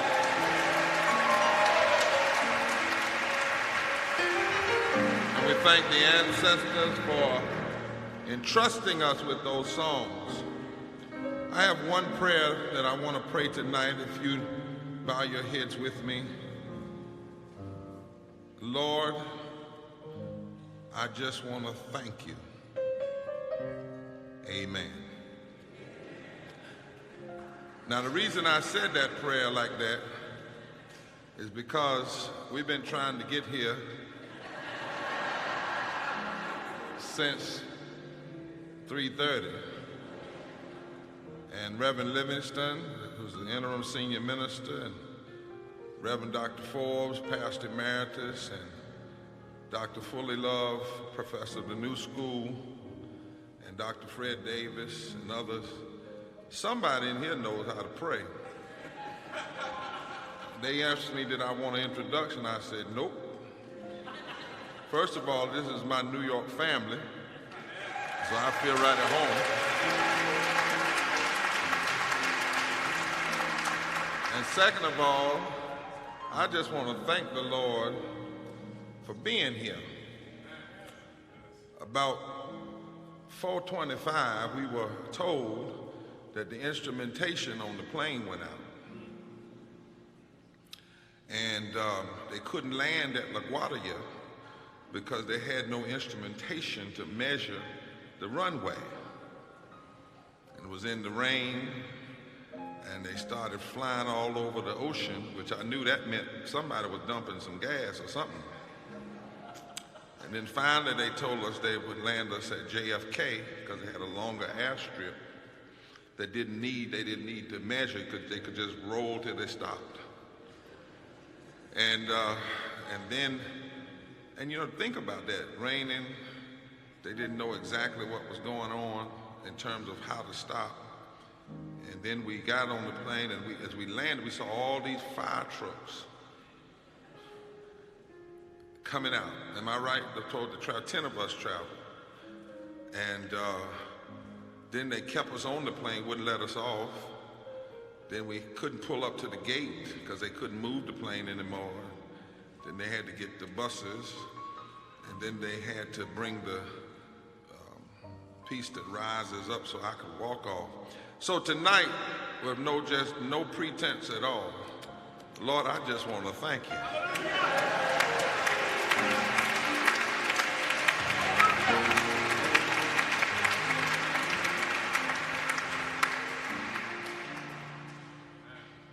Stolen hands, stolen lands from 1619 to a just future. Learning from the sins of the past so that we might embrace a better future. As we're gathered here tonight to mark and to mourn that 400 years ago, race-based chattel slavery began. And with its beginning, it birthed an even deeper form of systemic racism that had already existed in the way our Native and Indigenous brothers and sisters had faced our First Nation people, who were here when Columbus said he discovered something. I want to lift a text from the first book of the Bible, from the Genesis account which precedes the Exodus. The 15th chapter of the first book of Scripture we read, "Then the Lord said to Abram, know this for certain, that your offspring shall be aliens in a land that is not theirs, and they shall be slaves there. And they shall be oppressed for 400 years. But I will bring judgment on the nation that they serve." Hebrews 11:23 says, Moses, when born in slavery, was hid for 3 months because he was a proper child. And then the 24th verse says, Moses refused to become the son of Pharaoh, and he chose rather to suffer with the affliction, suffer affliction with his people and the people of God, rather to enjoy or accept sin for a little while. Though the haughty purveyors of injustice have always laid claim to absolute authority and maintain the pretense of the permanence of systemic racism, the Bible is clear that no lie can live forever. And after 4 centuries of oppression, a nation must be judged. Must be.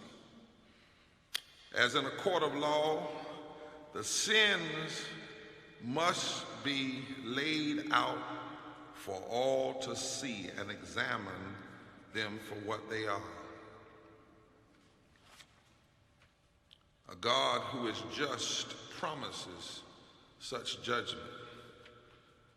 Not that the nation may be condemned, but so that we may have the opportunity in the light of justice to decide who we want to be.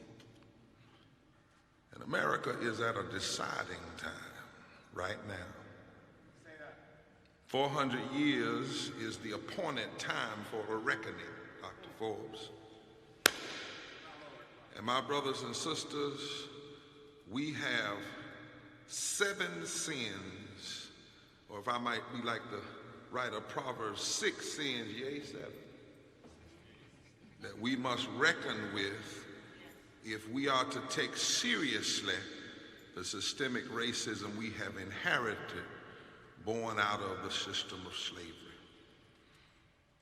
If indeed this is our long-awaited day in court, then let the charges be read.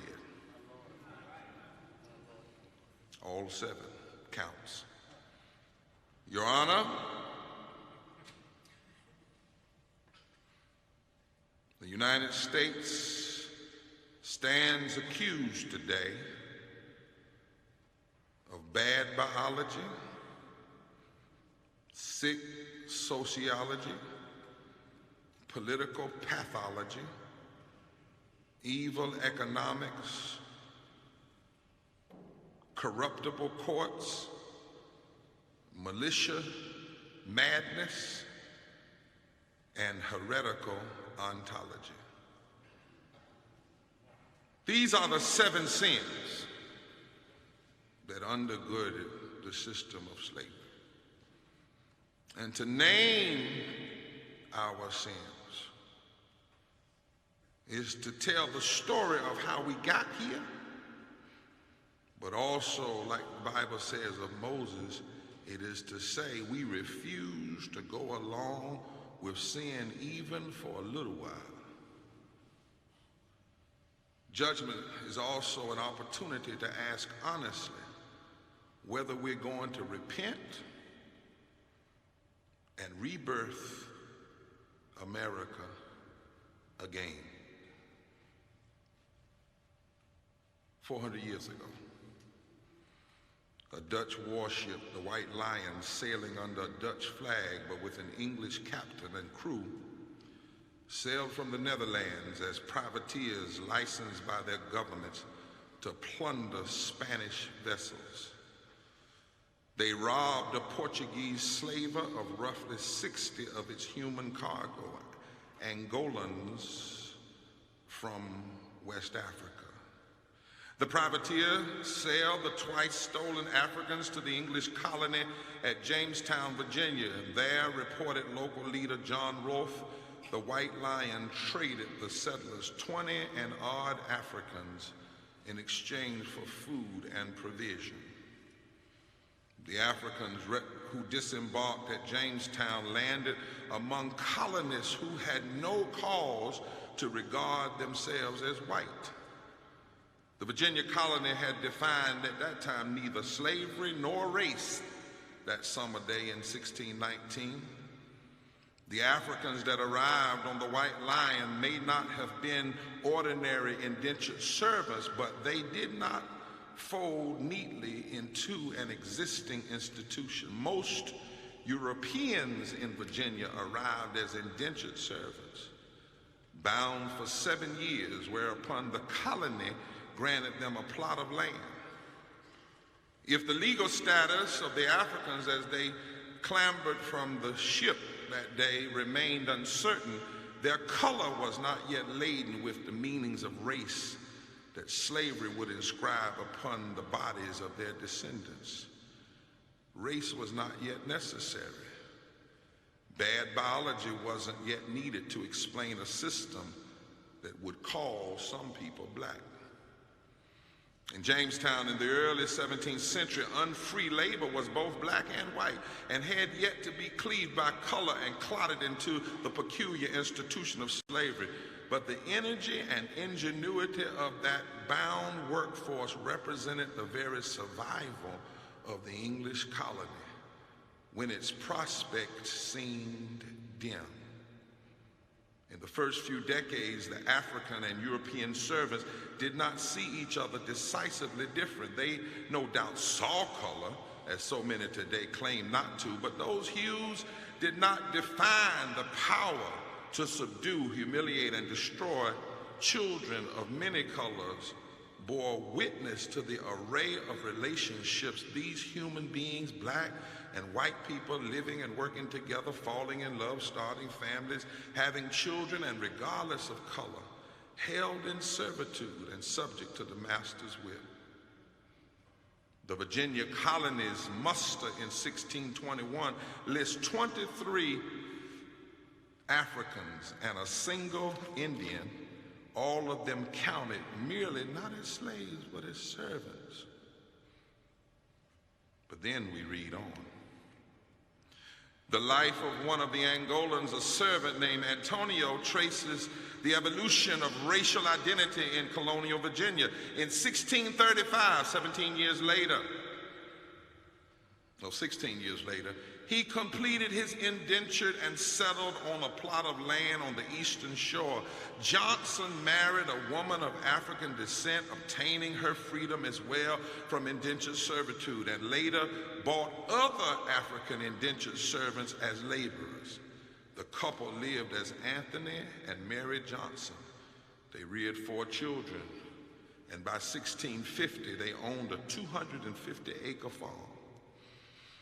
But when Anthony Johnson died in 1677, he had tried to leave his land to his children. But by then, the colonial regime granted his farm to a white settler. And the judge ruled that Johnson was not a citizen of the colony because of his color. Sick sociology was now taking its root in this land. Still, the law and custom vacillated for decades on the status of African servants in colonial Virginia. In 1640, a black servant named John Pooch fled his bondage, accompanied by 2 white servants, when the authorities caught and tried them for the theft of themselves. That was the trial. They were tried for the theft of themselves. The white men had their terms of indentured servants lengthened for several years, but the courts ordered John Punch, the black man, to serve his master for the rest of his natural life, here and elsewhere. That court's decision reveals that Punch's servitude had not been regarded as permanent, let alone hereditary. But now bad biology, sick sociology, evil economics, and corruptible courts were developing to justify a political pathology. The colony had begun to force black servants into lifelong service of race-based chattel slavery, all for evil economics that says as long as you make the money, the means justifies the end. In 1661, the Virginia legislature reversed centuries of common law in a measure that makes it clear that racialized and hereditary bondage was their intent. In English common law, the status of a child followed the child's father. But in Virginia, the new law ruled a child's status would henceforth follow the child's mother. Virginia's population included many persons whose skins came in various shades of brown, their fathers free and white, and therefore his children were free, even though not visibly white. This was overturned, and a racialized order of hereditary bondage clearly required that structure and more be put in place. In the first years of the involuntary importation of African servants, Christianity served as a pretext for bringing them here. Christianity, or a false form of Christianity. It was said that English civilization could elevate their souls.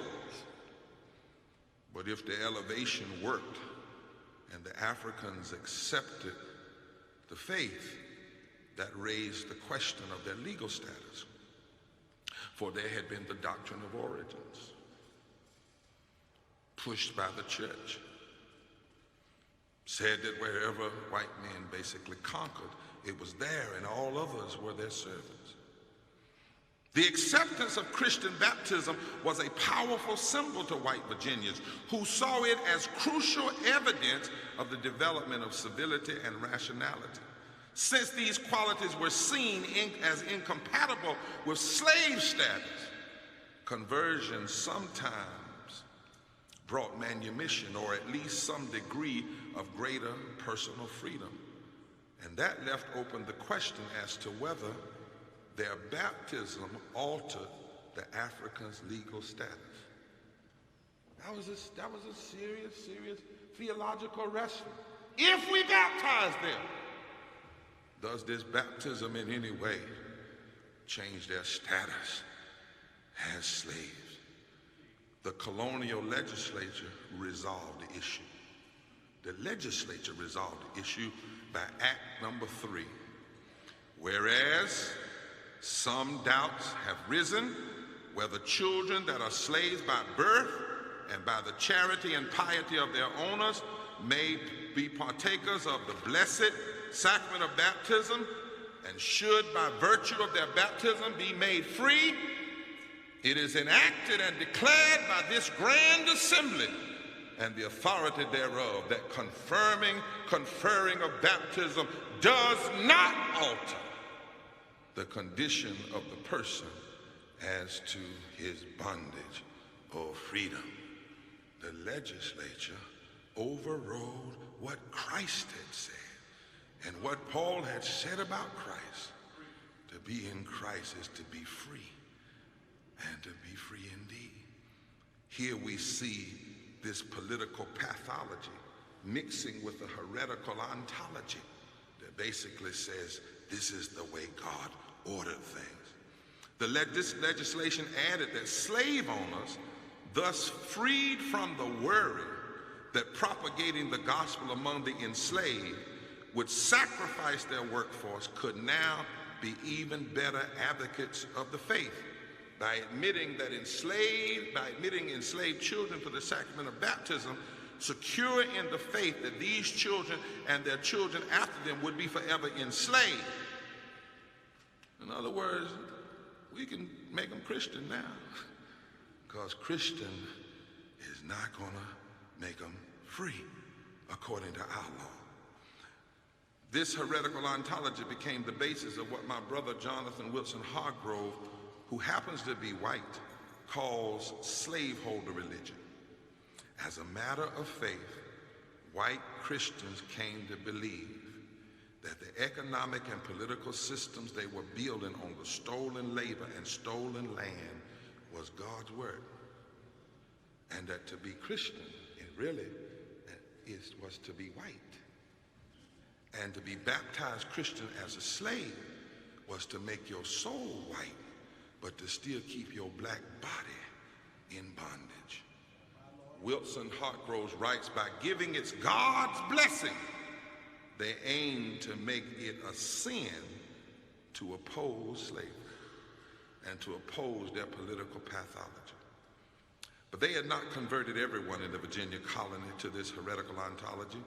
In 1676 and 1677, Virginia settlers rebelled against the colonial government, led by a white man, Nathaniel Bacon. His ragtag army was drawn from Virginians of all socioeconomic classes and shades of color, first attacking the nearby Indian nations to take their land, which is a problematic part of the Bacon's rebellion. But Bacon's band ran Governor William Berkeley from Jamestown and burned the capital. And this was a black and white army, militia. Having forced the government to flee to the ships in the harbor and then back to England, Bacon's forces, black and white, ruled the colony. It took the English military several years to win back royal control of the Virginia colony. Black and white servants had long conjoined and conspired, but this was a new and dangerous level of cooperation across the color line. Militia madness would become a necessary component then of systematic racism in America. We cannot allow them to fight together. And we cannot let them work together. Later on, this militia madness would also be the basis of the Second Amendment. And the Second Amendment was really put into the Constitution to ensure that white men would be able to raise militias against slave rebellion. But it took more than English soldiers to rebuild the hierarchy of society that Bacon had tried to overthrow. White supremacy provided the ideology necessary to undo his dangerous coalition. It flourished a rationale for the unfolding robbery of racialized and hereditary slavery. Legal structures now, after this Bacon rebellion, legal structures around color and status changed sharply. After this rebellion, race became white supremacist's citadel. Racial disparity is the indelible mark of its deepest violence. The Virginia Slave Code of 1705 fully consolidated the system of racial and hereditary bondage, bad biology, sick sociology, political pathology, evil economic, militia madness, and heretical ontology were all written into law. Sick sociology. These people cannot exist together. Bad biology, some folk are made like this. Political pathology, when politics is used to enforce and make real the promises of evil. Evil economics, long as the end results in wealth for the oppressor, the means does not matter. Militia, military, we got to keep our guns because we might have to kill some of these folks if they start organizing and rebelling. And heretical ontology, God meant it this way. Americans tend to believe that race is something real, an undeniable assignment by the natural world. Racism, we assume, stems from this bleak but biological condition. Tanisha Coates explains that this delusion renders white supremacy as the innocent daughter of Mother Nature.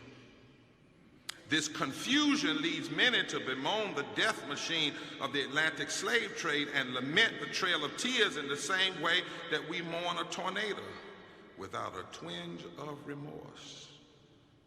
It was just supposed to happen. But Coates reminds us, race is the child of racism and not the father. The father of racism is the need to justify the brutal and hereditary bondage of chattel slavery. It is far less convenient and uplifting for white Americans to acknowledge that the reason for the racial caste system was not bad white people's personal animosity toward the Africans, as opposed to good white people's opposition to slavery. The reason was staple crop agriculture, tobacco, rice, sugar, coffee, and cotton. Enslaved labor was the oil of the 18th and 19th century. As Ibram Kendi has argued so convincingly, racism isn't an idea that led to a system of oppression. No, it is instead a story we told ourselves to explain why the use and abuse of black people was good, just, and even righteous. Racism is the way this country, far too many, soothe their consciousness about chattel slavery. If Virginia colonial elites invented race to defend their property and privilege, then why can't we shine the light of truth today and make it go away? The reason, the late historian Ira Berlin instructs us, is that race is a particular kind of social construction. It has these, and I say, has these 7 undergirding foundations that makes race not merely a political problem, but a religious problem. For some people, race is their ultimate concern. And race is bound up. Bad biology, sick sociology, evil economics, corruptible courts, heretical ontology. Race has lumbered and lurched forward through time with all the weight of the past as its power driver.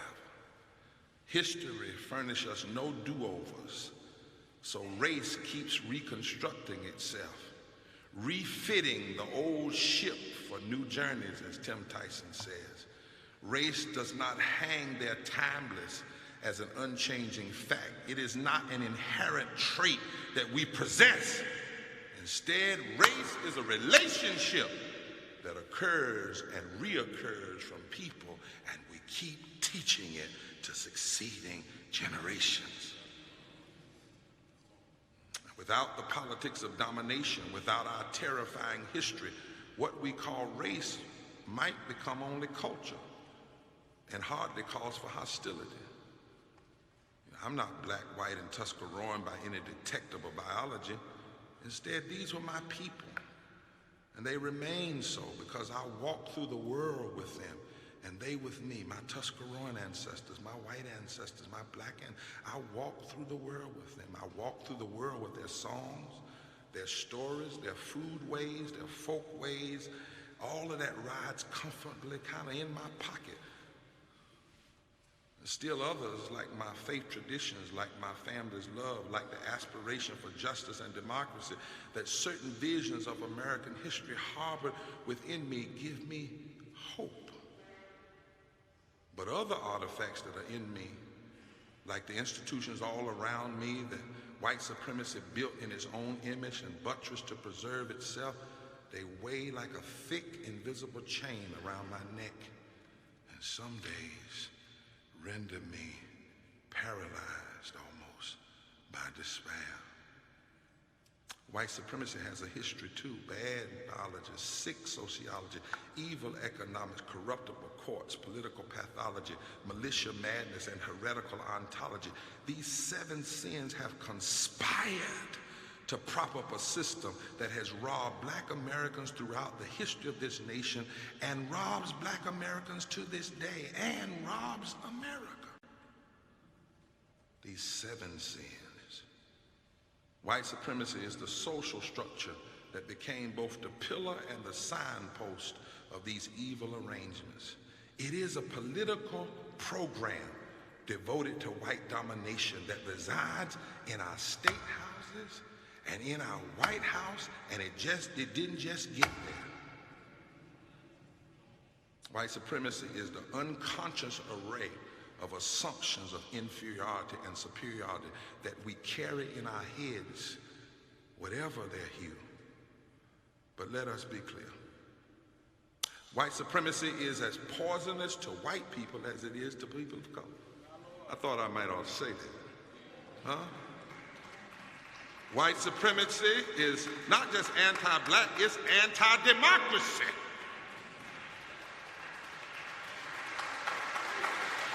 It's anti-humanity. It's anti-truth. It's anti-love. Its weaponized legacy, one writer says, can transform this blue-green jewel that we inhabit into a cold and empty stone spinning in space. White supremacy had a beginning, and it will have an end.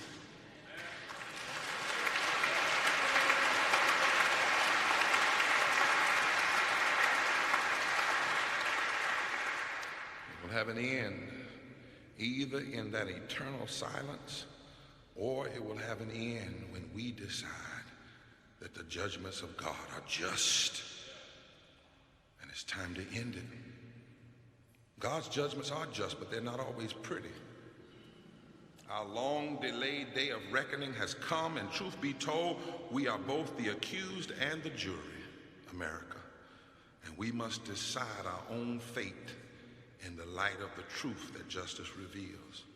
And if we are to be honest about our past, we cannot overlook how the idea of liberty progressed alongside the racist ideas that were used to justify the murderous sin of chattel slavery.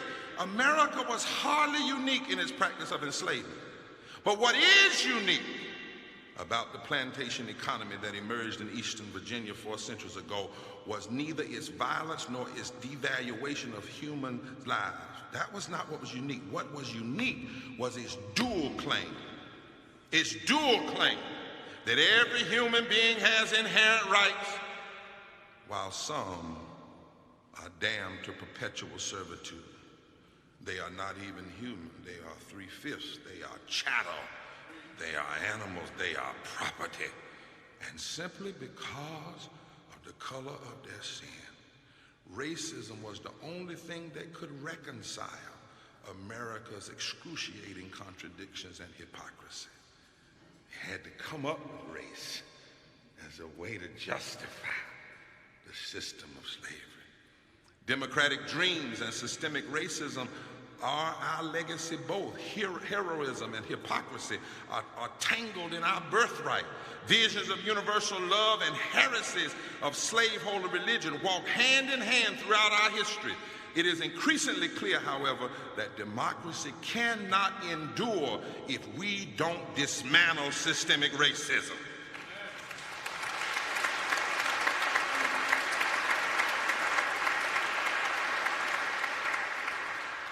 God's judgments are not always just about assigning fault. God wants to illuminate reality. And when we review the record on all 7 charges, this much is clear. White supremacy is not human nature. Human freedom is a merciless fact. As James Baldwin says, we made the world we're living in, and we have to make it over again. The legacy of America's fledgling democracy, the question of whether we have anything more than 1 trillion tons of plastic to offer the world, all these matters are bound up in our capacity to change. We can stop believing that we or anybody else is white. We can stop believing in supremacy, or we can perish together as equals in the truly perfect equality of planetary destruction, which is the ultimate end of systemic racism born out of slavery. Ultimately, for America, Dr. Forbes, God's judgment is today. 400 years later, I set before you life and death. Choose life, and you'll put away racism. Choose death, and it will destroy you. If we are to choose life in the light of the judgment of God, it will mean understanding that the moral crisis we see is not a new thing, and it did not start with Trump.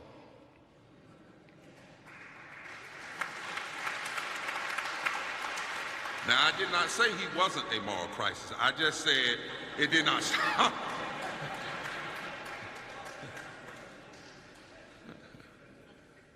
What we see today is an extension of the 7 sins that have stained our history. The political pathology that undergirded slavery is still alive in the constant assault on democracy we're witnessing. 23 states since 2010, 6 years before Trump was running anywhere, have passed racist voter suppression laws, racist gerrymandering laws. That is political pathology.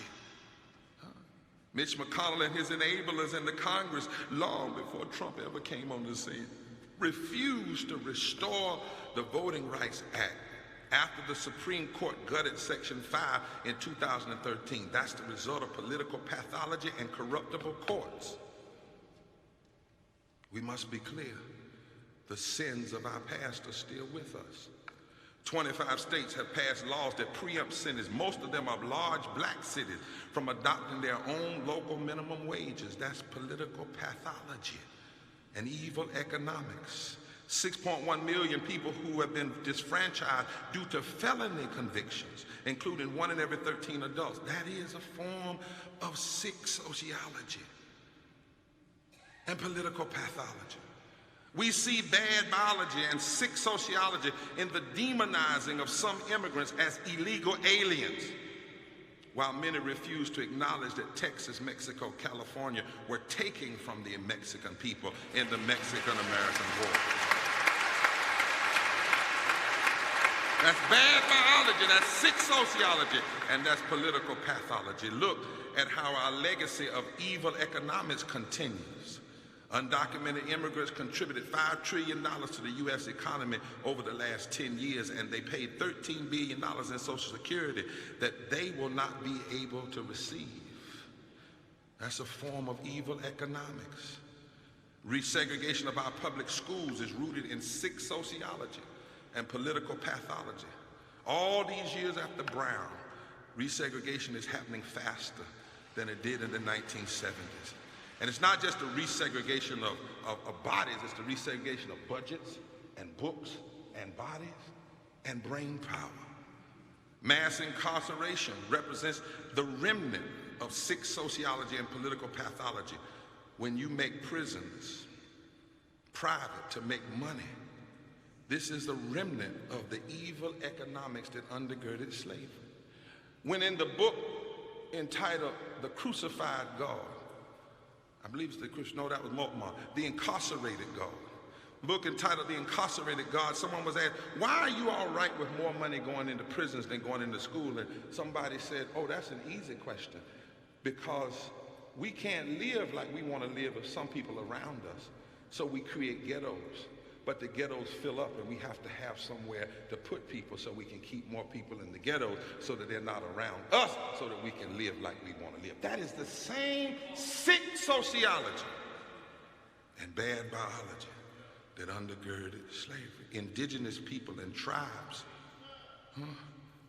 when corporations are allowed to drill on sacred lands and reservations, and when they will bring casinos on to those reservations, but will not bring housing and schools on those reservations. That is the representation of the remnants of the same sick sociology and political pathology and evil economics that helped to undergird slavery. When we look at poverty, we see the remnants of the same things that undergirded slavery. And we see how we gave trillions of dollars to bail out crooks on Wall Street, and trillions in tax cuts to the wealthy, and trillions going into a war economy. But we refuse to address the fact that 140 million people live in poverty and low wealth, 39 million children, 21 million seniors, 65 million men, 74 million women, 26 million black people, 38 million Latino people, 8 million Asian people, and 66 million white people. To have a system that would reward the crooks and say that banks are too big to fail, but then we allow people to fall and fail in poverty and low wealth is nothing but evil economics.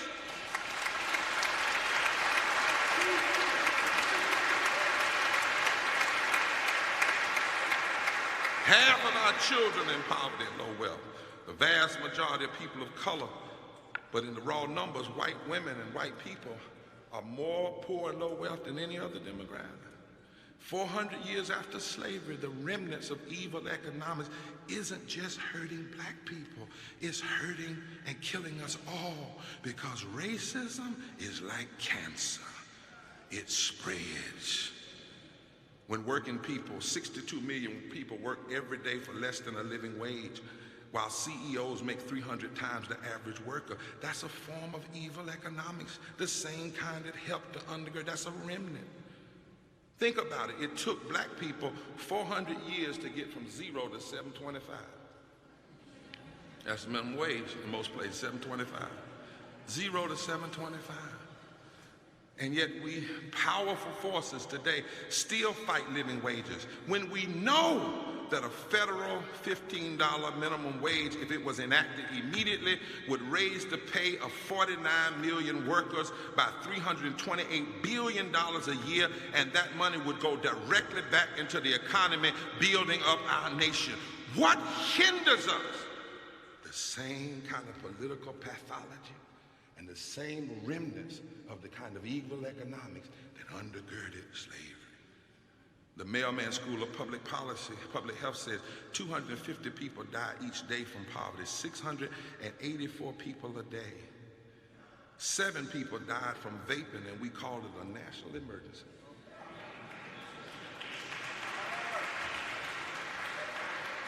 $600 poor people die every day because we racialize poverty.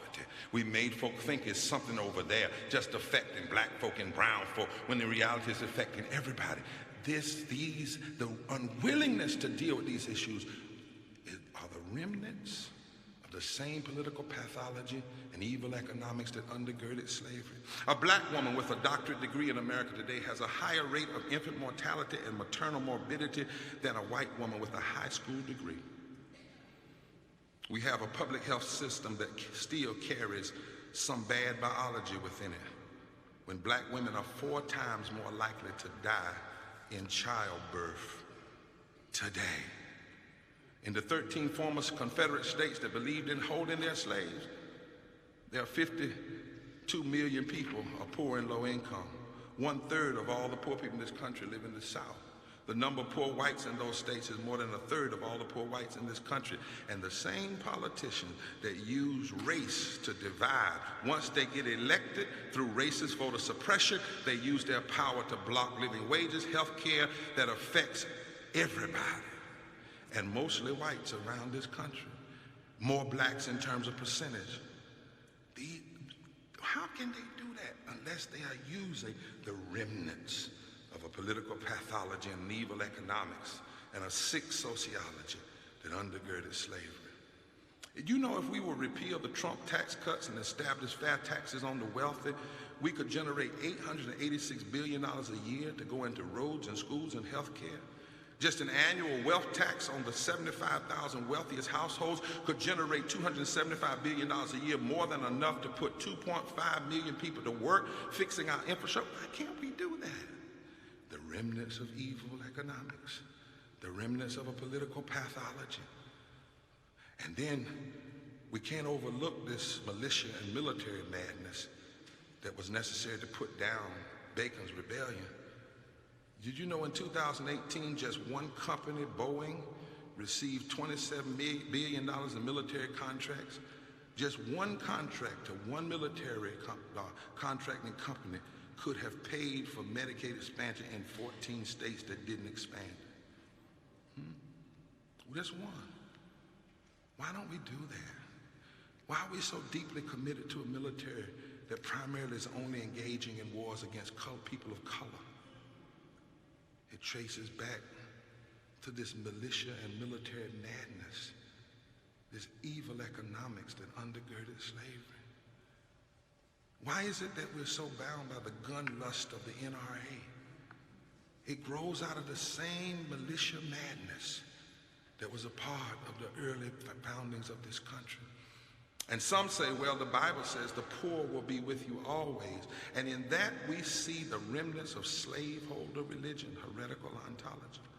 When we refuse to deal with the ecological destruction, something is pathologically wrong. When you know your planet is being destroyed and your children will suffer, but for money, you refuse to address it. That's a sickness. When you would rather have the wealth now and the greed now than life for your children. That is a sick form of pathological politics and evil economics. 4 million people in this nation can buy unleaded gas but can't buy unleaded water every day, and we could fix it. The ecological devastation from our inner cities to where I'm headed tomorrow, Cancer Alley in Louisiana. Cancer Alley is where former plantations have become chemical plants that poison the sons and daughters of the formerly enslaved and the sharecroppers alike and the poor white folk that stand around them. The same lands that were once plantation now is making money leasing that land to chemical companies that are poisoning black, brown, and white people. That the existence of that Cancer Alley reveals the remnants of political pathology, evil economics, and sick sociology. When 400 years after slavery, 68% of African Americans live within 30 miles of a coal-fired power plant, the distance within which the maximum effects of smokestacks, plumes are expected to occur. The sins of our past are still with us.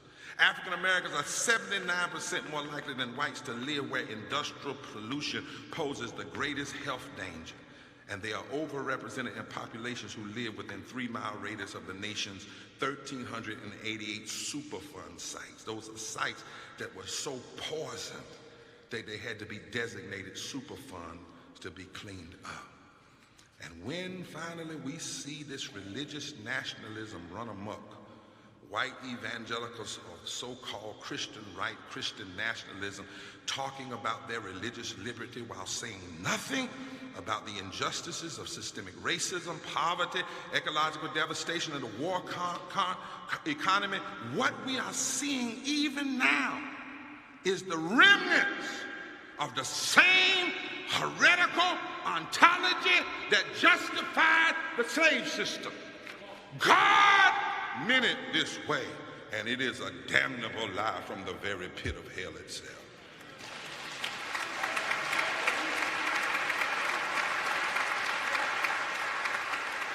When we see all of this in the light of God's justice and judgment, when our past and our presence are laid bare in the highest court, it is not only clear that the sins of our past are still with us, but it is also becomes clear that we are heirs to a diverse program for restorative justice. From Bacon's rebellion to the abolition struggle, to the women's suffrage struggle, to the fight for indigenous people, to the stance against the way Chinese immigrants were treated, the way Frederick Douglass involved himself in that, to the civil rights movement, the labor movement, the women's movement, Moral Monday movement, Poor People's Campaign to Fight for 15. There's always been a fight against these 7 sins. Somebody has stood up and cried loud against these 7 sins. And my friends, 400 years later, if we are to truly mark the 4 centuries of history that we have gathered here to mourn and to remember, there's only one way to do it. We must have a movement. We cannot have some triumphant celebration that acts as though everything is all right. Instead, what we need is a movement that is committed to fighting for the dignity of every human being and saying that we will never give in to the remnants of bad biology, sick sociology, political pathology, evil economics, corruptible courts, militia madness, or heretical ontologies that justify and undergird racism. We will never give in to those realities, not even for a little while. Not even for a little while. That's why Liz is here somewhere. The Poor People's Campaign, a national call for moral revival. We're on a 25-state tour entitled We Must Do More. And on June 20th, 2020, we are calling all of you to join us in Washington, D.C. for a mass Poor People's Assembly and moral march on Washington. Because there comes a time when those who have known slavery and oppression and those who've known history and know the hard trials and tribulation, we must become the cornerstones of a new world. And in this moment, we must rise and fight because we are clear about the 7 sins that keep trying to hold us back from doing the things we ought to do. In this 400th year, the ancestors of those whose hands once picked cotton must join the hands of Latinos and join the hands of progressive whites and join faith hands and labor hands and Asian hands and native hands and poor hands and wealthy hands and gay hands and straight hands and trans hands and Christian hands and Jewish hands and Muslim hands and Hindu hands and Buddhist hands. And when all these hands get together, we can honor our ancestors. When all of these hands get together, we can revive and rebirth and make sure that the promises of life, liberty, and the pursuit of happiness and equal protection under the law and care for the common good will never be taken away or forfeited for anybody, anytime, anywhere. By 2040, in the United States, white people will be one of many minority groups. This demographic reality is the driving force, my friend, behind attacks on immigrants, voter suppression, and the corporate and foreign influence campaigns of the American life. From the U.S. to the U.K. to Brazil to Russia to China and Israel, a global economy that was built on the sugar and cotton that enslaved people harvested is threatened by a radical democracy of poor people's movement that are coming to fore even in this nation. Nationalist leaders are responding with reactionary populism that appeals to racism and xenophobia, deploying the same divide and conquer tactic that King noted about what happened in the South to keep black and white people from working together. And we must resist what has been resisted in the past. I choose to believe that on this 400th anniversary, that the America which has never been yet may nevertheless still be. Together with people from every race, creed, color, and sexuality, I am committed to working with you all to build a moral fusion coalition in the 21st century. Is there anybody else in here ready to build? We must rise.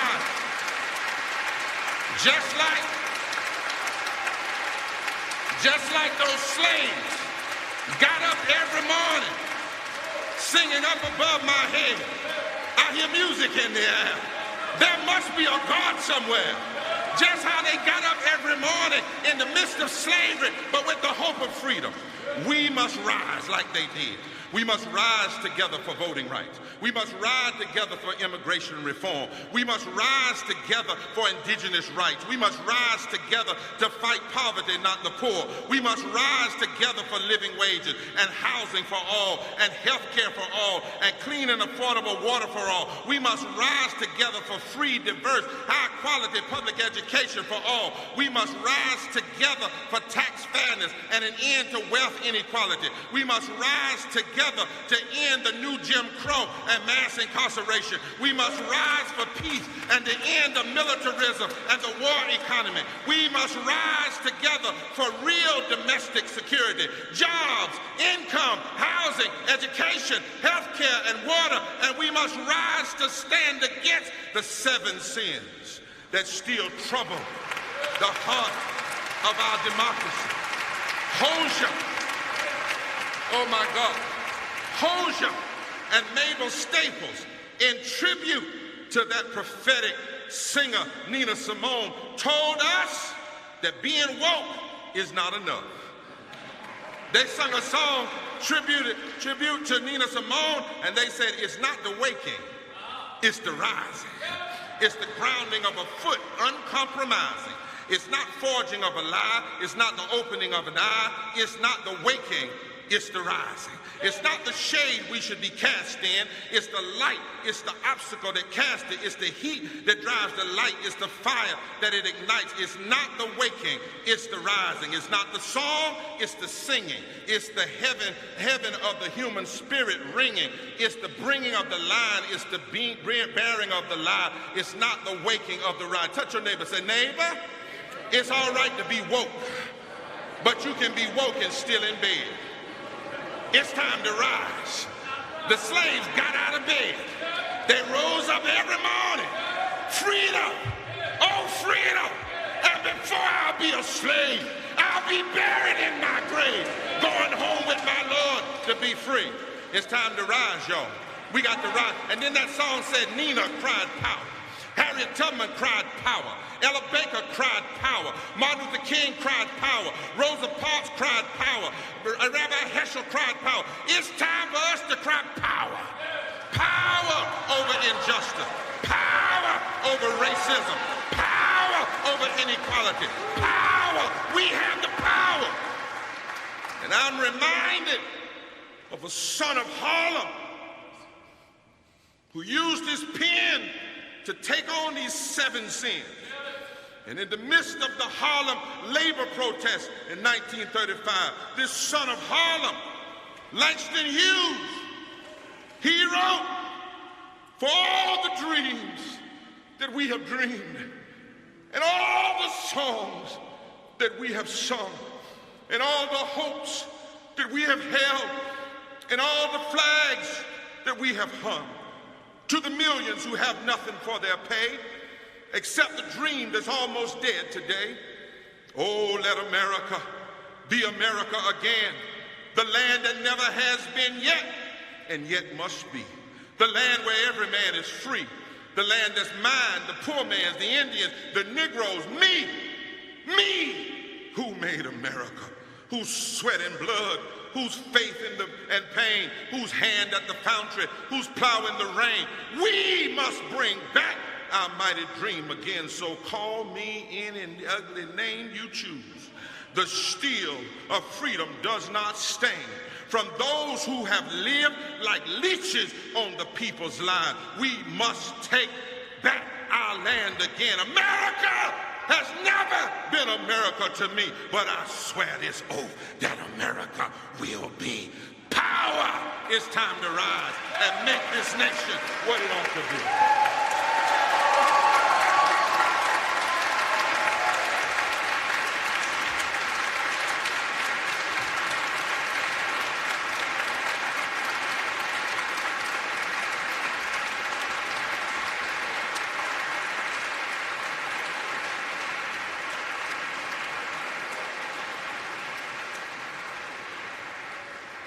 Let us remain standing as we are able, as we sing the great hymn, Lift Every Voice and Sing, which is provided for you on your bulletin.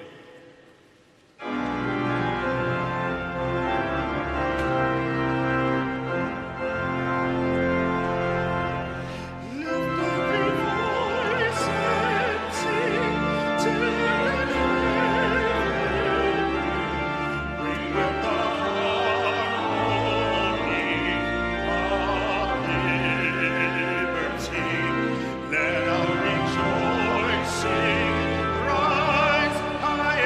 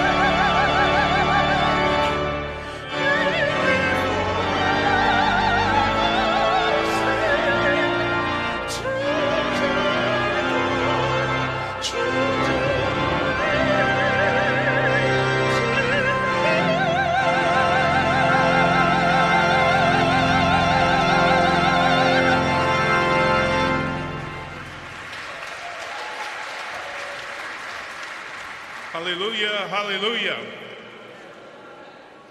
We want to thank Reverend Barber for making his way here to give us this incredible message to inspire us to build a movement to address the issues that confront us. We're going to ask the Reverend Dr. James Forbes to dismiss us tonight. We're going to have a brief ritual, and then we're going to process out, and we can all leave this place to build this movement. Reverend Dr. James Forbes, Pastor Emeritus of the Riverside Baptist Church, Riverside Church. But you are Baptist and UCC. Brothers and sisters, you've been here a long time. There's been extensive input in your consciousness, in your spirit. Now it is time for us to pray ourselves out into the streets of the city and the towns and the villages to be God's instrument for this liberty that is coming in the 400th year. Will you please stand now? The first act of prayer. We do not know how to pray as we ought, but with sighs and groanings, the groanings of those in the middle passage, the groanings of those on the slave blocks, the groaning of those in cells of incarceration. Right now, each of you, see if you can clear your throat and just groan. Moan, groan right now. That's part of our prayer.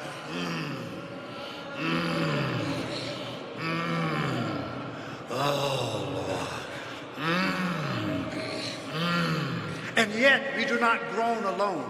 For Dr. King says, in this work of justice, we have cosmic companionship. Now, it's going to take your body.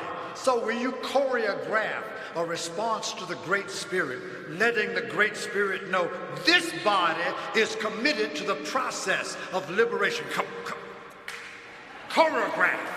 What you going to do now? Choreograph. This is our mission. And now, because we have cosmic companionship, we say to the Great Spirit during this 400th year, if you're going to do something, we want to have our eyes wide open.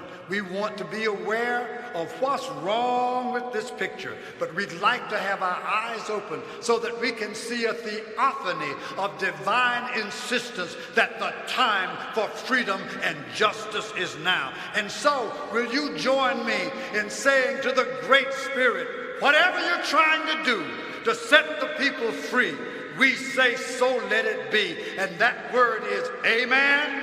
Amen. Amen. Amen. Amen.